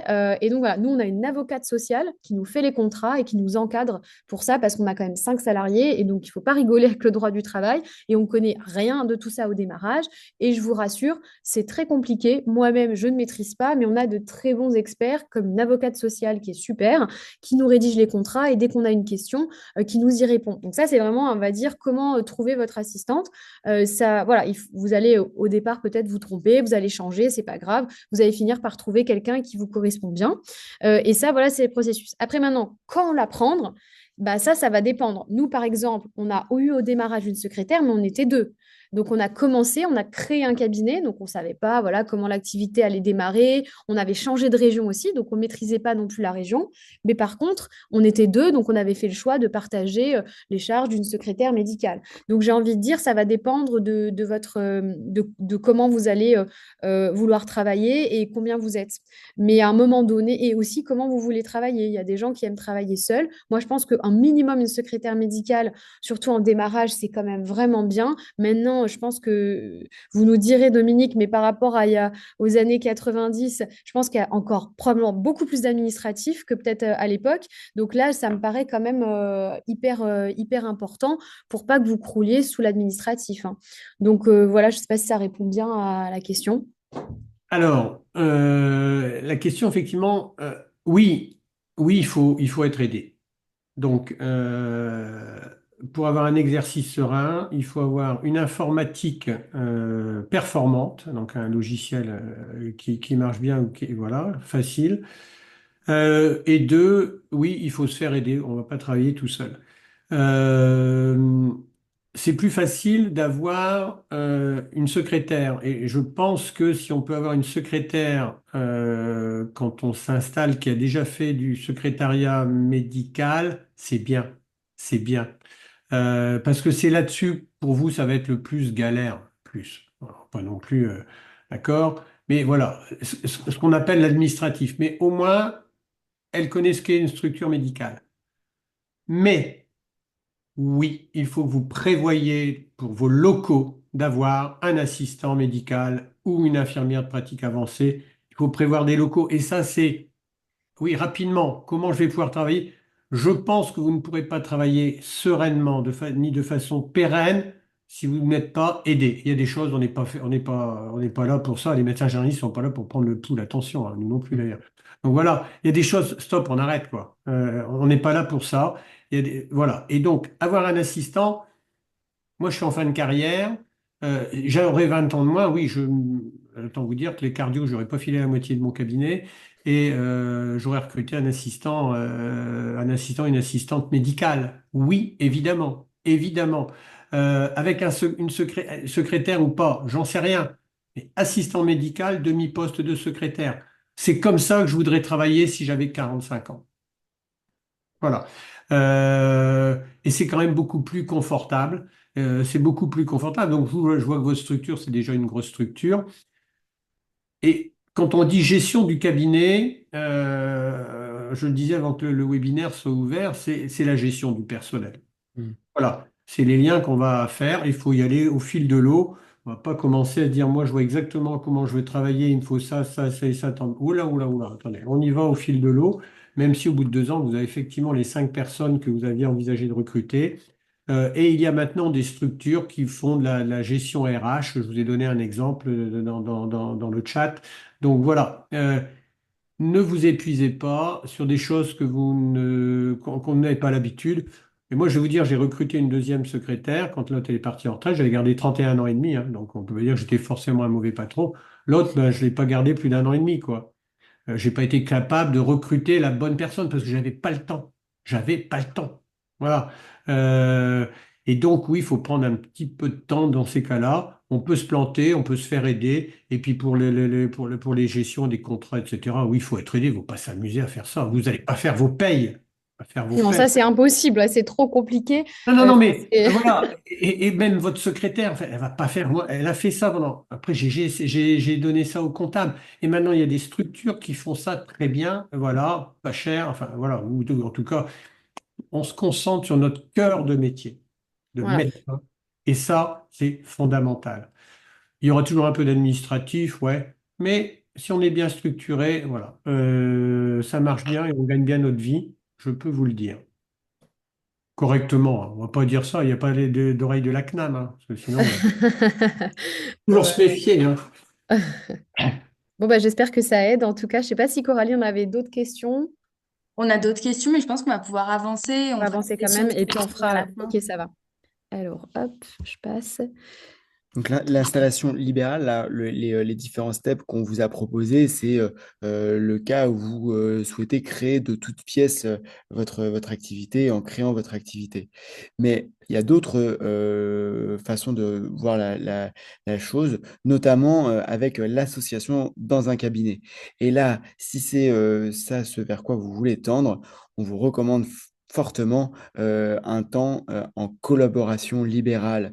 En fait, vous êtes installé, vous avez choisi votre secteur d'installation, vous encaissez les honoraires que vous facturez et vous rétrocédez une partie au cabinet fondateur. C'est primordial, je pense, pour un temps donné, 6 mois, un an, avant de rejoindre un cabinet. C'est hyper important. Ça vous permet de voir l'activité, ça vous permet de voir les différentes personnalités des autres médecins et de voir si, in fine, vous arrivez à, à vous, à vous marier, quoi.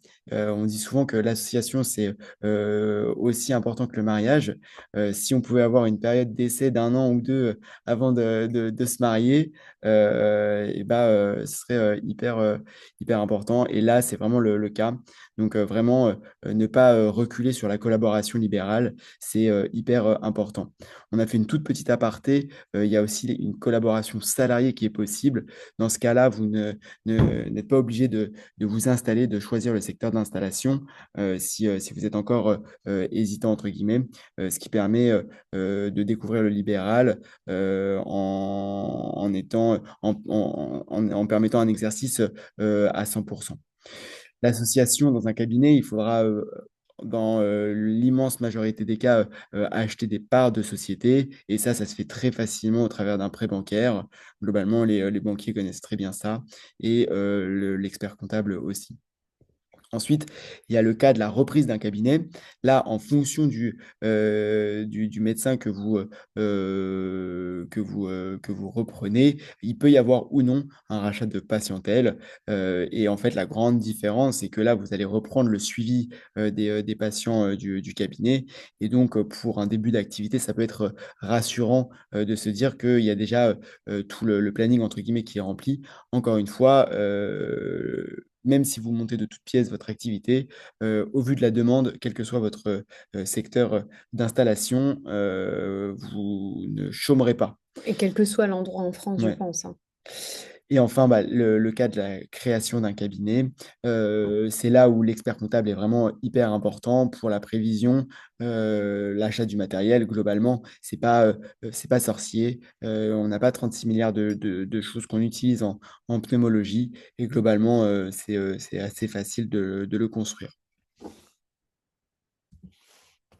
Voilà, donc là, on arrive à la fin de la présentation qu'on avait faite, qui est assez succincte, mais c'était vraiment pour vous donner les grandes lignes. Ce qu'on a envie que vous reteniez comme message, c'est qu'en fait, en libéral, tout est possible. C'est-à-dire qu'en fait, vous pouvez avoir l'activité un peu de vos rêves. Qu'est-ce que vous voulez faire?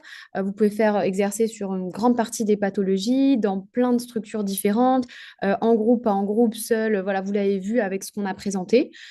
Pour savoir un petit peu affiner vos choix, remplacer nous paraît indispensable pour que vous puissiez regarder la zone géographique, les mode d'exercice, etc. Ne pas hésiter. Ne pas hésiter, comme on l'a dit, à aller en observation, toquer à la porte des pneumologues pas loin de chez vous, toquer à la porte d'autres pneumologues en France et ne pas hésiter vraiment à aller en observation et à remplacer pour pouvoir établir un petit peu votre projet médical et ce que vous souhaitez faire. Et enfin, la dernière étape, c'est pour vous dire que c'est pas si compliqué. Je sais que quand on est interne, nous, on était tellement déconnectés de tout ça, ça nous paraissait vraiment complètement un autre monde. Mais en pratique, on s'y fait vite. C'est comme tout, on a quand même fait des nombreuses études, on est quand même capable d'apprendre des choses complexes. Et donc, en gros, toutes les parties un petit peu administratives et autres de l'installation libérale, je vous assure, c'est pas si compliqué. Et encore une fois, il y a des organismes qui peuvent vous aider. Et on voit également, on suit un petit peu ce qu'il fait. On voit maintenant des plateformes et des organismes privés qui sont en train de monter, même pour aider à l'installation et pour faire les démarches et vous faire des choses un peu clés en main. J'ai pas de retour encore dessus, donc voilà, on n'est pas là pour faire des pubs ou quoi que ce soit, mais je pense que dans l'avenir, vous allez être en plus vraiment aidé de manière de A à Z avec des applications, des trucs. Donc je pense que voilà, ça va être encore plus simplifié par la suite avec le numérique. Donc vraiment, voilà, et n'hésitez pas à contacter, nous contacter, contacter le SAR avec Dominique ou d'autres personnes dans le syndicat qui ont vraiment une grande expérience, qui sont là pour vous aider, les URPS localement, où il y a déjà des choses qui sont faites voilà, juste les contacter qui pourront vous aider avec des journées sur l'installation, des guides, des choses vraiment dédiées pour vous aider. Et enfin, voilà, là, je vous les ai laissés mes coordonnées. N'hésitez pas à nous contacter si vous avez la moindre question. Pour ceux qui vont le regarder en replay, pour ceux qui n'ont pas, ou des questions qui vous viendraient après, ou pour toute question, on serait ravis de vous aider. L'idée pour nous, c'est qu'on n'avait pas forcément toutes ces informations quand ça s'est passé. Donc, c'est de le transmettre et de le communiquer pour que le maximum de pneumologues puissent l'avoir et aussi pour rendre vraiment la pneumologie libérale accessible. C'est vraiment très sympa. Nous, on est très contents de travailler dans le centre. On n'a pas trop présenté le centre, mais nous, Inspirev, donc ça fait 3 ans. On a 3 infirmières qui travaillent avec nous, qui nous font les EFR, les gaz du sang, les tests allergologiques, la pose des polygraphies et des polysomnographies, puisqu'on on a une unité sommeil ambulatoire. On a 2 secrétaires médicales à l'accueil.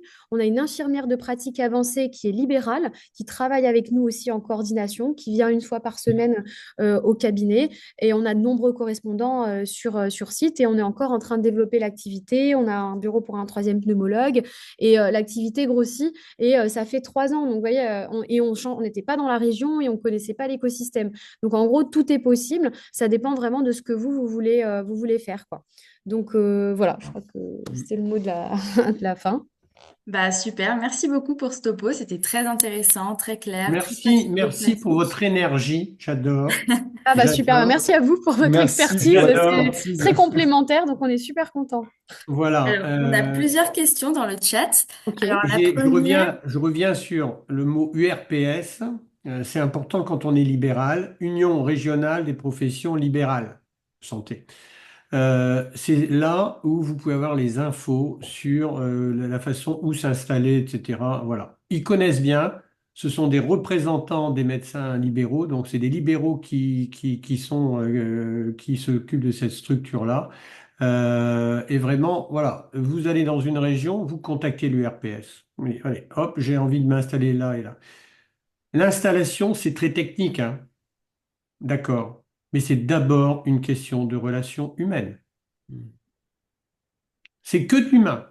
Et nous, on est médecins. Alors, si on dit, oh là, ça va être compliqué, bah, est-ce qu'on est vraiment médecin? Là, c'était un petit coup de patte, mais voilà.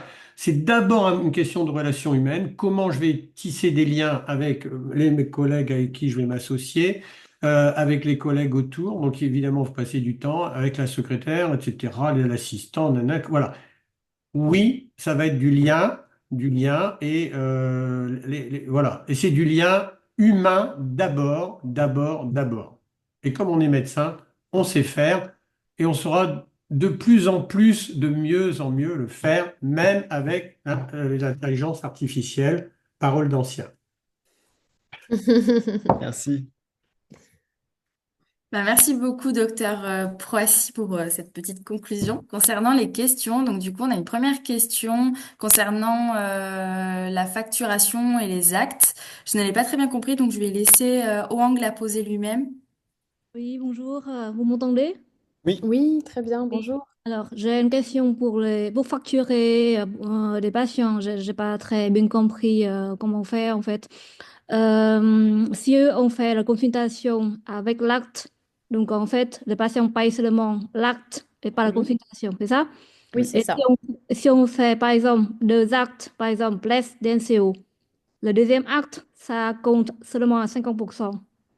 C'est ça, oui, il y a une décote en fait du deuxième acte, c'est les règles de cotation de la sécurité sociale. On a prévu, si vous souhaitez, un bonus, ou je ne sais pas comment on peut appeler ça, une aide, si vous êtes intéressé, avec les cotations un peu Les principales les cotations principales en cotations qu'on pneumologie, que vous quoi. pouvez utiliser. Comme ça vous donne un ordre d'idée du prix que ça coûte, entre guillemets, si ça peut vous aider à construire vos business models. Et Et puis c'est une puis, aide au remplacement ouais. aussi, parce que des fois, quand on remplace, on ne connaît pas forcément les cotations. Donc on a prévu un petit guide avec les actes principaux. Ça peut vous intéresser, mais c'est le principe de cotation. Donc la consultation, je crois que juste ça vient de passer, si je dis pas de bêtises, hein, Dominique, avec le SAR, ils ont négocié avec la convention pour échographie et consultation. Donc Voilà. maintenant, consultation, le seul acte que vous pouvez faire et coter une consultation, c'est consulte et échographie thoracique. Et c'est récent, ça vient d'être négocié par le syndicat. Mais sinon, pour les autres actes, à ma connaissance, c'est pas possible, hein. C'est tout à fait le seul acte, effectivement, qui est cumulable pour ce qui est des pneumologues. Donc, moi, j'ai cumulé sous longtemps avec la radio. Maintenant, j'ai plus de radio. Eh oui. Mais la radio, c'est has-been, hein, d'accord? Je vous rappelle que je suis vieux, hein, quand même. Et donc, oui. Non, non, mais je ne m'installerai pas sans avoir fait de l'échographie, quoi. Mm. Donc, oui, évidemment. Évidemment. Donc, et là, vous pouvez le coter. Et ensuite, vous voyez un peu comment organiser votre parcours de soins. Parce que oui, c'est frustrant. Et là, c'est le syndicaliste qui parle de voir un nouveau patient, vous passez 10-12 minutes pour l'interrogatoire, l'examen clinique, et puis, donc vous ouvrez le dossier quand même également, hein. Et puis vous faites une plétismo simplement, et puis pour 76,80 €. Donc, non, je vais vous dire, ça, c'est pas possible. Ça, c'est pas possible. Là, il faut demander 100 euros. Moins de 100 euros par demi-heure. Voilà. Moi, je peux vous parler d'argent. Il ne faut pas avoir peur de parler d'argent. Voilà. Moi, quand je mets moins de 200 euros dans la caisse par 2 heures de consultation, je dis, putain, bon, je vais pas bouffer la grenouille quand même, mais bon, j'irai pas dans un 5 étoiles forcément cet été. Donc, voilà. Il ne faut pas avoir peur de parler d'argent. Il faut voir combien je dois faire rentrer, d'où l'intérêt du secteur 2 Optam. Voilà. Et là, clairement, c'est un premier patient, etc. Oui, bah, vous augmentez le tarif et ce qui prend en compte, et vous n'avez volé personne, votre acte clinique. Votre Mm. acte clinique. Sinon, c'est les soldes toute l'année dans de nombreux cabinets, parce que le deuxième est à 50% quand vous faites ça, et le troisième, il est gratos. Donc, à un moment donné, ça va. C'est la raison pour laquelle nos amis radiologues décalent les actes. Quand la CNAM aura compris ça, peut-être qu'elle nous permettra de faire sur plusieurs heures, vous, comme vous êtes organisé, de pouvoir faire plusieurs actes dans la même matinée, faire de l'hôpital de jour, comme la plupart Mm, d'entre vous, vous l'avez fait. mm, Et si un jour on doit défendre quelque chose, en médecine, en pneumologie libérale ou en médecine libérale, c'est ça. C'est mm. ça. Voilà. Et voilà, de pouvoir coter tout ce qu'on a fait. Voilà. Et puis, éventuellement, on le justifie, mais voilà. En hôpital de jour, ils cotent tout ce qu'ils veulent. Et nous, un demi, et le troisième gratuit, le quatrième, je n'en parle même pas. D'accord? Stop, c'est pas possible. On a des entreprises, elles doivent être viables. Donc, il faut voir comment on s'organise. Et ben, s'il faut les patients reviennent 2 fois, ils reviendront 2 fois, ce qui est complètement con, hein, mais c'est comme ça. Mais voilà, si un jour on a des demandes précises à refaire, à réitérer, voilà, qu'on puisse faire des mini-hôpitaux Mm. de jour, des Tout à fait, hospitalisations. ouais. Voilà, vous l'avez fait, vous, dans les CHU, eh ben, vous devez pouvoir le faire en libéral. Vous avez plein d'idées, vous avez plein de dynamisme, continuez, c'est comme ça qu'il faut faire. Ok, non, ça c'est top. Et donc je reviendrai aussi sur les dépassements d'honoraires donc du secteur de Optam. Il faut savoir que la plupart des mutuelles des patients en fait remboursent à 200% sur les secteurs de Optam. Donc vos patients, dans la majorité des cas, quand ils ont une bonne mutuelle, en fait, ils sont remboursés de votre dépassement. Il y en a certains qui ont des petits contrats de mutuelle, donc qui vont sortir de leur poche, qui ne seront pas remboursés, mais la plupart, ils sont quand même en grande majorité. Enfin, ça dépend où vous êtes, quelle est votre population soignée. Mais nous, en tout cas, là où on est, la la très grande majorité est même remboursée du dépassement d'honoraires, donc il leur reste quasiment rien à charge. Donc voilà. Super, Je peux merci poser beaucoup. encore une dernière question. Et donc, Oui. du coup, si on fait 3 actes, le troisième se compte gratuit. Là, c'est votre fauteuil, vous vous asseyez dessus. Ah oui, oui, oui. Non, non, mais c'est premier 100%, deuxième 50, troisième gratuit. Donc, à ne pas faire, à ne pas faire. Après, on s'organise. On s'organise. Mais on n'est pas là, on est médecin, on est d'accord, hein, mais c'est pas parce qu'on est médecin qu'on va pas parler d'argent. Donc, on n'est pas là pour faire la charité. Et donc, on doit gagner correctement. Je vous rappelle qu'on est bac plus 10, voire 12, certains. D'accord? Donc, je peux vous dire qu'à l'Assemblée nationale, je suis pas sûr qu'il soit à ce niveau-là. Hein, d'accord? Alors, quand vous voyez dans quel pétrin ils nous mettent. Donc, mais ça, c'est autre chose. Non, non, on doit se faire respecter. On doit se faire respecter. D'accord? Par les tutelles qui vont pas nous apprendre notre métier et par les patients, ce qui nécessite d'être à la hauteur du respect qu'on impose. Voilà.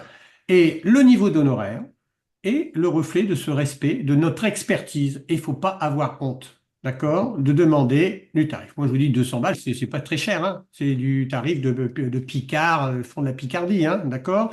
Mais voilà, mais c'est au minimum ça, quoi. Au minimum ça. Quand j'ai mis ça, que ça dans la caisse, je dis merde.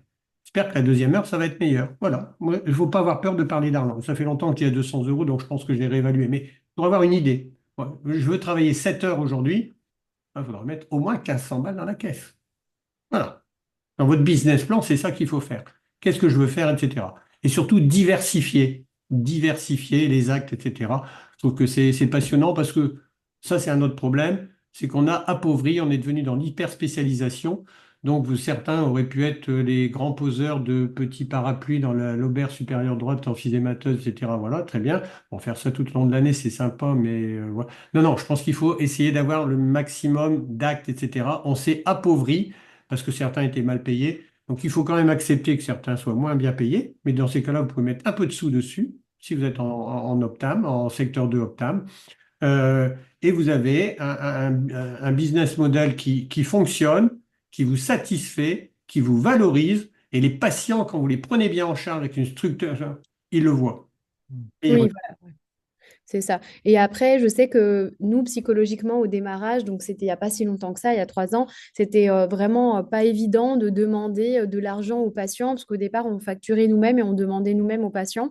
Et donc ça, c'est vrai que c'est très, très différent de quand on est salarié à l'hôpital, que ce soit en CHU, en CHG. Et c'est vrai qu'on a pas mal de tabous avec l'argent, nous, les médecins, parce que bah, on nous a quand même aussi appris le serment d'Hippocrate, ou voilà, il y a pas mal de choses où on a un peu de difficulté à se faire payer en direct par le patient pour le soin qu'on fait. Mais ça, après, bah, effectivement, c'est quelque chose qui va se faire avec le temps. Vous allez vraiment débloquer ça. Et puis, les patients sont très contents, effectivement, quand vous passez du temps avec eux et que c'est qualitatif, ils n'ont aucun problème à vous payer. Hein. C'est vraiment nous qui nous mettons de nos propres limites. Hein. Mais la plupart, la très grande majorité des patients, quand ils sont contents de votre prise en charge, il n'y a aucun problème pour vous payer et dans les grande majorité des cas, sont remboursés par leur mutuelle. Donc voilà, faut que nous aussi, on arrive à se débloquer par rapport à ça. Hein. Moi, je peux vous faire un webinaire sur le déblocage vis-à-vis de l'argent. C'est un autre Alors là, je peux vous dire, je vais vous mettre à l'aise tout de suite, mais c'est vachement important parce que quand vous allez aller discuter avec votre banquier, oui, j'aime bien, vous avez parlé de business model, vous n'avez plus rien à apprendre de moi, vous savez déjà tout. Évidemment, c'est quoi mon business model, mon business plan? Je vais gagner combien cette année, etc. Voilà. Le banquier, c'est ce qu'il veut savoir. Ah oui, comment je l'affine, etc. Rien ne vaut de passer dans les cabinets pour voir un petit peu, oh là, il a fait quel chiffre d'affaires à la fin de la journée. Alors, s'il ne veut pas vous le dire, bon, attendez, on arrête, on est entre nous, il ne faut pas déconner, quoi. Oui, Donc, voilà, je pense qu'il y a plein de personnes qui sont très bienveillantes et transparentes et c'est des données qui peuvent être transmises. L'idée, c'est on soit soudés et solidaires entre pneumologues libéraux de France, hein, parce qu'il y a des choses à défendre, comme disait Dominique. Donc, ça, je pense que la plupart, moi en tout cas, toutes les personnes que j'ai remplacées ont été très transparentes avec moi sur leur chiffre d'affaires et leur mode de fonctionnement, ce qui nous a beaucoup aidé après au moment de notre installation. On a retrouvé beaucoup de bienveillance et nous, en tout cas, on est très, très transparents par rapport à ça. Je ne sais pas s'il y a d'autres questions, Coraline. Alors, on a encore trois autres questions, là, vu qu'on parlait des actes et du côté un peu financier. On a une question sur quand vous décalez les actes en faisant revenir les patients, comment vous faites concrètement? Est-ce que vous les faites revenir pour un autre motif? Comment est-ce que vous justifiez ça? Alors nous, on ne fait pas revenir forcément les patients parce qu'après, on a aussi des difficultés de délai. Alors, on a déjà un peu de délai, donc du coup, si on fait ça, on prend beaucoup de délai. Donc après, nous, on est organisé quand même avec des Mm. examens, Et puis, avec deux ouais, cotations. comme le Ouais. disait Dominique, on a pris le parti de faire un dépassement d'honoraires qui nous semblait juste. Nous, on fait entre 30 et 50 euros de dépassement en fonction des actes qu'on facture pour justement compenser la perte soit de la consultation parce que vous avez fait un acte sur une première consultation, soit parce que il fallait faire plusieurs actes. Donc, c'est toute l'importance du secteur 2 Optam dans l'activité libérale. C'est On revient à la case départ. exactement ça. C'est Ouais, vous très pouvez y suicidaire de accéder, valeur. prenez-le. Ouais, c'est ça. Hmm. Après, Vous sinon, aurez cette ouais. liberté, voilà, de pouvoir facturer. Alors moi, effectivement, des patients qui habitent à 30, si vous connaissez un bon pneumologue, vous n'hésitez pas à me le communiquer, son adresse. Euh, euh, donc, habite à 35-40 bornes, on va les faire revenir, d'accord? Donc, moi, je suis en secteur 1, je prends un dépassement. Point. Mais bon, c'est tout. Mais d'abord, je suis vieux avant que la caisse, elle me vire. Je pense qu'il y aura de l'eau qui se sera écoulée sous les ponts. Mais prenez cette liberté de pouvoir être si vous pouvez être en secteur 2 et si vous pouvez être en secteur 2 avec Optam. Voilà. Et sur les petits actes, vous n'allez peut-être pas dépasser sur la polygraphie. Bon, peut-être, ou alors, sauf, voilà. Mais il est clair que vous revoyez un patient, faites une gazo, etc. Vous demandez 70 balles. Hein. Hmm.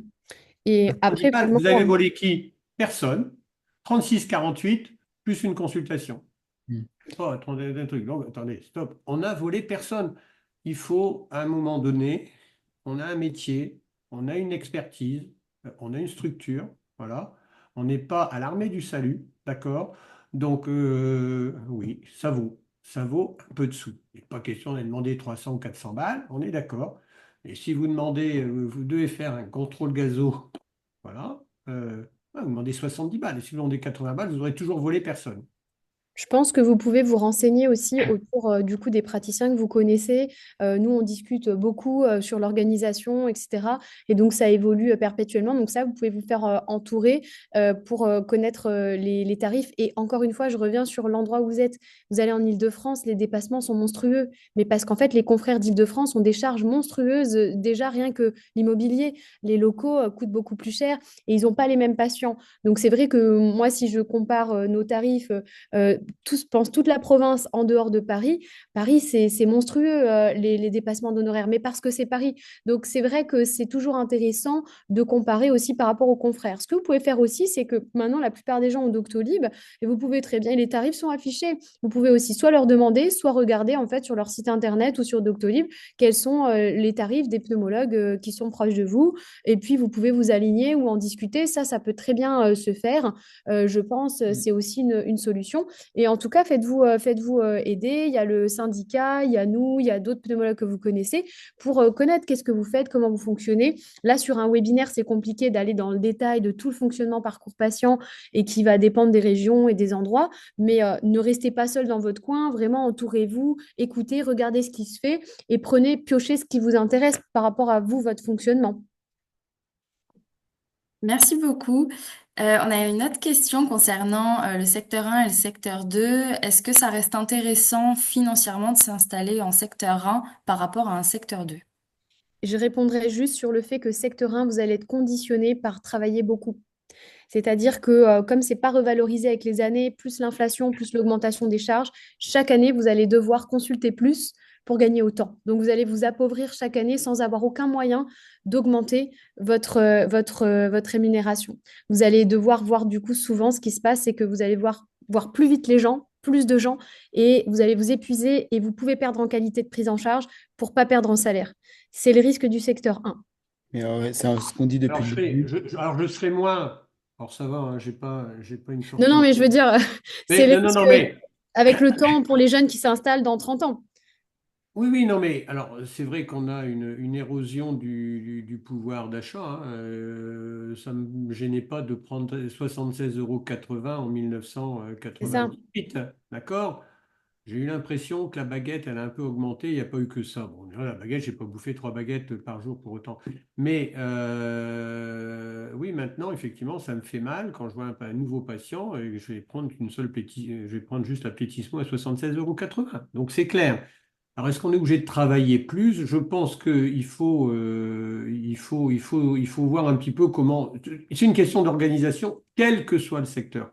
Quel Oui, que bien sûr, ça c'est sûr. Oui, quel que soit le secteur. Et quand on regarde les chiffres d'affaires, les BNC que vous communique la CARMF, c'est assez superposable. Et ça veut pas dire non plus d'ailleurs.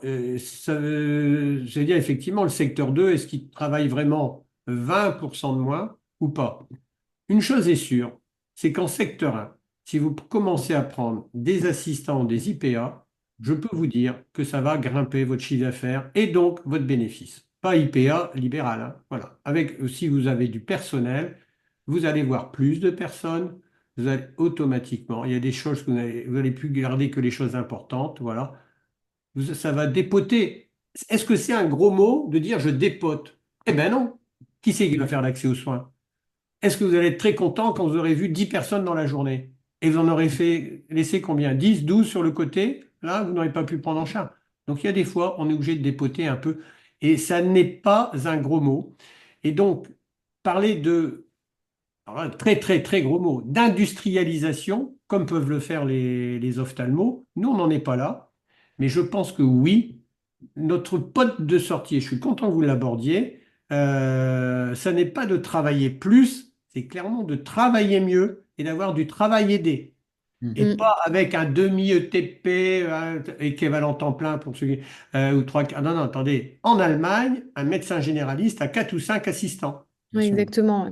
Et j'ai pas l'impression qu'il claque du bec. Parce que je les ai pas vus beaucoup dans des Lada. J'ai plutôt l'impression que c'était des voitures sympas, comme j'aime bien. Bon, ça, c'est les Allemands. Ouais. Voilà. Non, mais c'est les Allemands. Et je pense que nous, notre modèle, oui, on doit le revoir. Parce que peut-être que historiquement, on reste dans le colloque singulier, face à face, etc. Mm. Voilà. Ben non. Eh ben non, nos patients, ils ont un cancer, on est tous autour de la table, et DMD, fibrose, idem, etc. Et asthme également. Donc, oui, c'est la raison pour laquelle je rebondis sur une question, les dossiers difficiles, mis à part l'embolie pulmonaire ou quelques cas de détresse, etc. Mais ça, on sait qu'on doit les renvoyer. Après, les dossiers difficiles où un peu on doit passer du temps sur un scan, on a le temps de regarder, hein. On a le temps de regarder. Il gratte la tête. Donc moi, j'aime bien gratter la tête à la fin des consultations. Le patient, je dis, vous me laissez le scan, on regarde ça tranquillou. Voilà, sinon c'est les cas de détresse. C'était pour revenir en cas de remplacement, je vais être débordé, etc. Et même si vous exercez seul, vous n'êtes jamais seul. Vous avez parlé tout à l'heure, j'ai bien noté, une notion de maillage. Oui, c'est le travail en réseau. Et ça, c'est un mot pour moi très important. En réseau, est-ce que vous voyez, là, on est tous sur un pied d'égalité. D'accord? C'est tout l'inverse. Dans les hôpitaux, il y a le grand chef, super chef à plume, le deuxième chef, un peu moins de plumes, etc. Tac, tac, et puis il y a le couillon du bas. D'accord? En ville, c'est pas ça. On a chacun nos spécificités et clairement, on a chacun notre rôle à jouer. Et donc, moi, ce travail en réseau avec l'hôpital de proximité qui va nous aider, le CHU qui j'envoie des heures parce que là, c'est un peu plus compliqué. Voilà, on travaille en réseau. Moi, je suis pas inférieur à l'agrégé, ni le patron, etc. Quand ils font des études, je serais curieux de savoir combien de cas ils ont sortis et moi combien je pourrais en sortir de mon ordinateur. D'accord? Donc, on n'est pas des petits, on n'est pas des petits libéraux, on a un rôle à peu. Et l'accès aux soins est garanti par les médecins libéraux. Mm. Donc voilà, et donc pour rebondir sur la question initiale sur le secteur 1, en fait, pour être plus juste à la réponse, effectivement, comme le disait Dominique, vous pourrez vous organiser de façon à améliorer le parcours patient et à augmenter la rentabilité, entre guillemets, de votre structure. Mais c'est vrai que si vous pouvez avoir le secteur du Optam, ça restera toujours mieux parce que vous pourrez faire les deux, à la fois augmenter vos tarifs avec l'inflation et en même temps optimiser votre fonctionnement. Donc voilà. Merci beaucoup et je vais poser une dernière question. Euh, avant de s'installer dans une autre région, est-ce que c'est facile d'avoir des contacts pour organiser justement une filière de soins?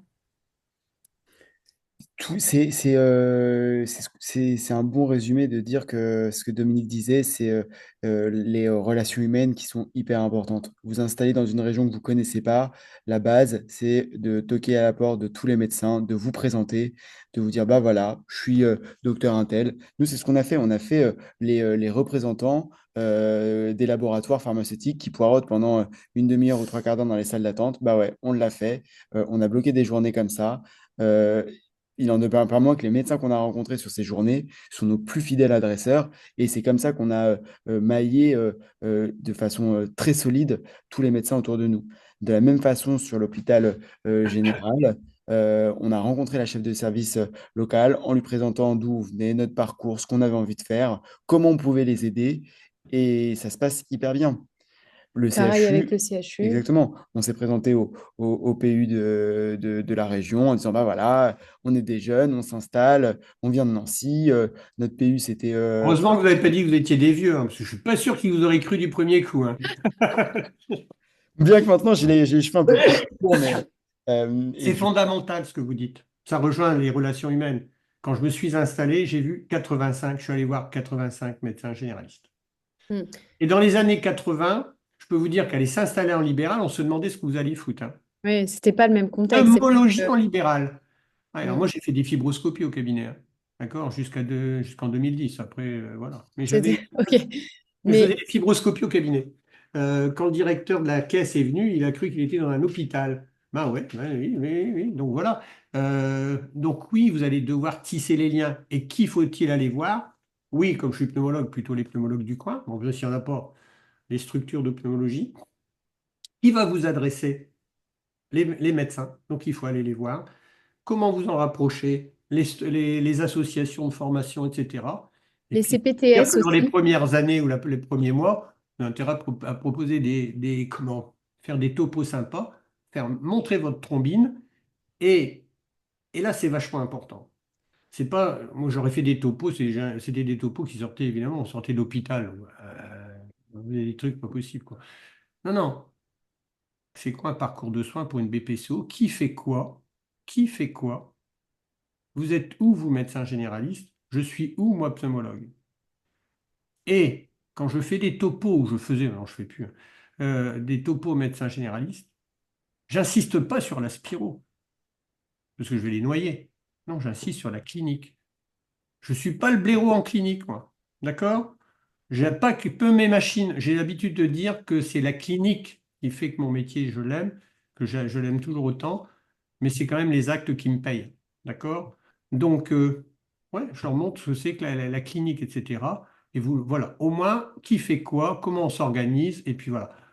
Et là, vous aurez tissé des liens avec tout l'aéropage qui va être autour de vous, les kinés un peu, les pharmaciens. Et si je peux vous interrompre, Dominique, il y a vraiment, ça a été créé récemment, mais il y a les CPTS. En fait, les CPTS, ça vous parle peut-être pas. En fait, des réseaux qui travaillent avec l'ARS et qui ont tous les professionnels de santé libéraux de l'endroit où vous allez vous installer. Donc, quand vous vous installez, vous regardez quelle est la CPTS, qui est le président ou le secrétaire de la CPTS. Vous les contactez en disant, voilà, je suis pneumologue libéral, je m'installe dans telle région. Ils ont tout le maillage. Ils ont les médecins, les kinés, les pharmaciens, les sages. Enfin, il y a vraiment tous les pros de santé. Nous, dans le 13, enfin, là, dans notre CPTS, il y a un groupe WhatsApp. On vous introduit dans le groupe WhatsApp, pneumologue Intel. Vous pouvez faire un peu votre promo, enfin dire voilà, je m'installe, je vois telle pathologie, etc. Et les CPTS sont là pour faire du maillage sur le territoire aussi. Donc, c'est vrai que les contacter, nous, on l'a fait dès qu'on s'est installé. La présidente était une cardiologue. Donc, nous, déjà, les cardios, on a un lien très étroit avec eux. Donc, on a contacté les cardiologues du coin, les médecins généralistes, la CPTS, on a été introduit. On a, comme disait Dominique, on a présenté à des soirées locales d'associations, des petits topos. Moi, j'avais fait asthme de la femme. Julien, toi, tu avais fait sur la BPCO. Et donc, les médecins généralistes sont très contents, ils vous connaissent. Et du coup, ça crée le réseau, plus toutes les structures. Et globalement, si vous faites ça et que vous êtes dans l'humain et vous faites la démarche d'aller voir les gens, on s'est pris aucune porte. Pourtant, on nous avait dit c'est le sud, c'est Marseille, c'est machin, nous on est du nord-est. Oui, là-bas, machin. On nous a dit beaucoup de préjugés sur la région, sur tout ça, mais on n'a eu aucune porte. Aucune. Et on a créé un réseau qui est vachement bien rapidement. Donc ça va dépendre de l'humain, quoi, de vous, comment vous êtes, votre personnalité. Si vous faites l'effort d'aller voir les gens, ils sont très contents, hein. C'est Ouais, un problème de relations humaines. Tout est là. Voilà. Vraiment, hein, le problème d'installation, quand on a fait la première journée d'installation, il y a 12 ans, on commençait par qu'est-ce qu'on doit faire? Très bien, donc vous allez au Conseil de l'ordre, vous avez les papiers, ensuite vous allez à la caisse, voilà, et puis ensuite il y a l'URSSAF. Bon, là, vous avez déjà tout fait, puis vous prenez votre assurance. C'est tout ce qu'il y a à faire. On a fait une journée d'installation pour ça. Enfin, je résume, mais on commençait par ça. Si bien que maintenant, avec l'expérience, c'est comment je construis mon projet, quelles sont toutes les portes, toutes les choses que je dois ouvrir. Et à la fin de la journée, on ne demande pas que vous sachiez tous les contrats d'assurance, etc. Mais vous savez quels sont les intervenants. Et moi, je prends 10 minutes pour dire ce qu'il faut faire, la démarche administrative d'installation. C'est trois fois rien. C'est trois fois rien. C'est peanuts par rapport au reste. Par rapport au reste. Voilà. ok. Et Coraline, je crois on a encore des questions ou bien... Non, on n'a plus de Bon. questions. Donc, du coup, je pense que le webinaire touche à sa fin. Merci beaucoup, Dr Essari et Dr Solaire, pour votre participation, pour votre présentation qui était vraiment très claire. À tous les participants, si vous avez des questions, n'hésitez pas à les contacter par email. Vous retrouverez le webinaire avec du coup leurs coordonnées en replay sur le site de la JPO2. Merci beaucoup au Dr Proissy d'avoir participé à ce webinaire. C'est Et je toujours un plaisir d'être au milieu des jeunes. Moi, c'est ma jouvence. Je voulais m'arrêter dans 2 ans, mais je vais peut-être en rajouter un peu. Bah, merci beaucoup et je vais vous souhaiter une bonne soirée à tous. Ben, Bonne merci soirée à à tous vous. Merci et beaucoup. bonne fête de fin d'année. Elsa Et Bonne bonne Proust. fête fête de de fin fin d'année. d'année à tout le monde. Merci. Au revoir. Bonne fête, Merci, au au revoir. revoir.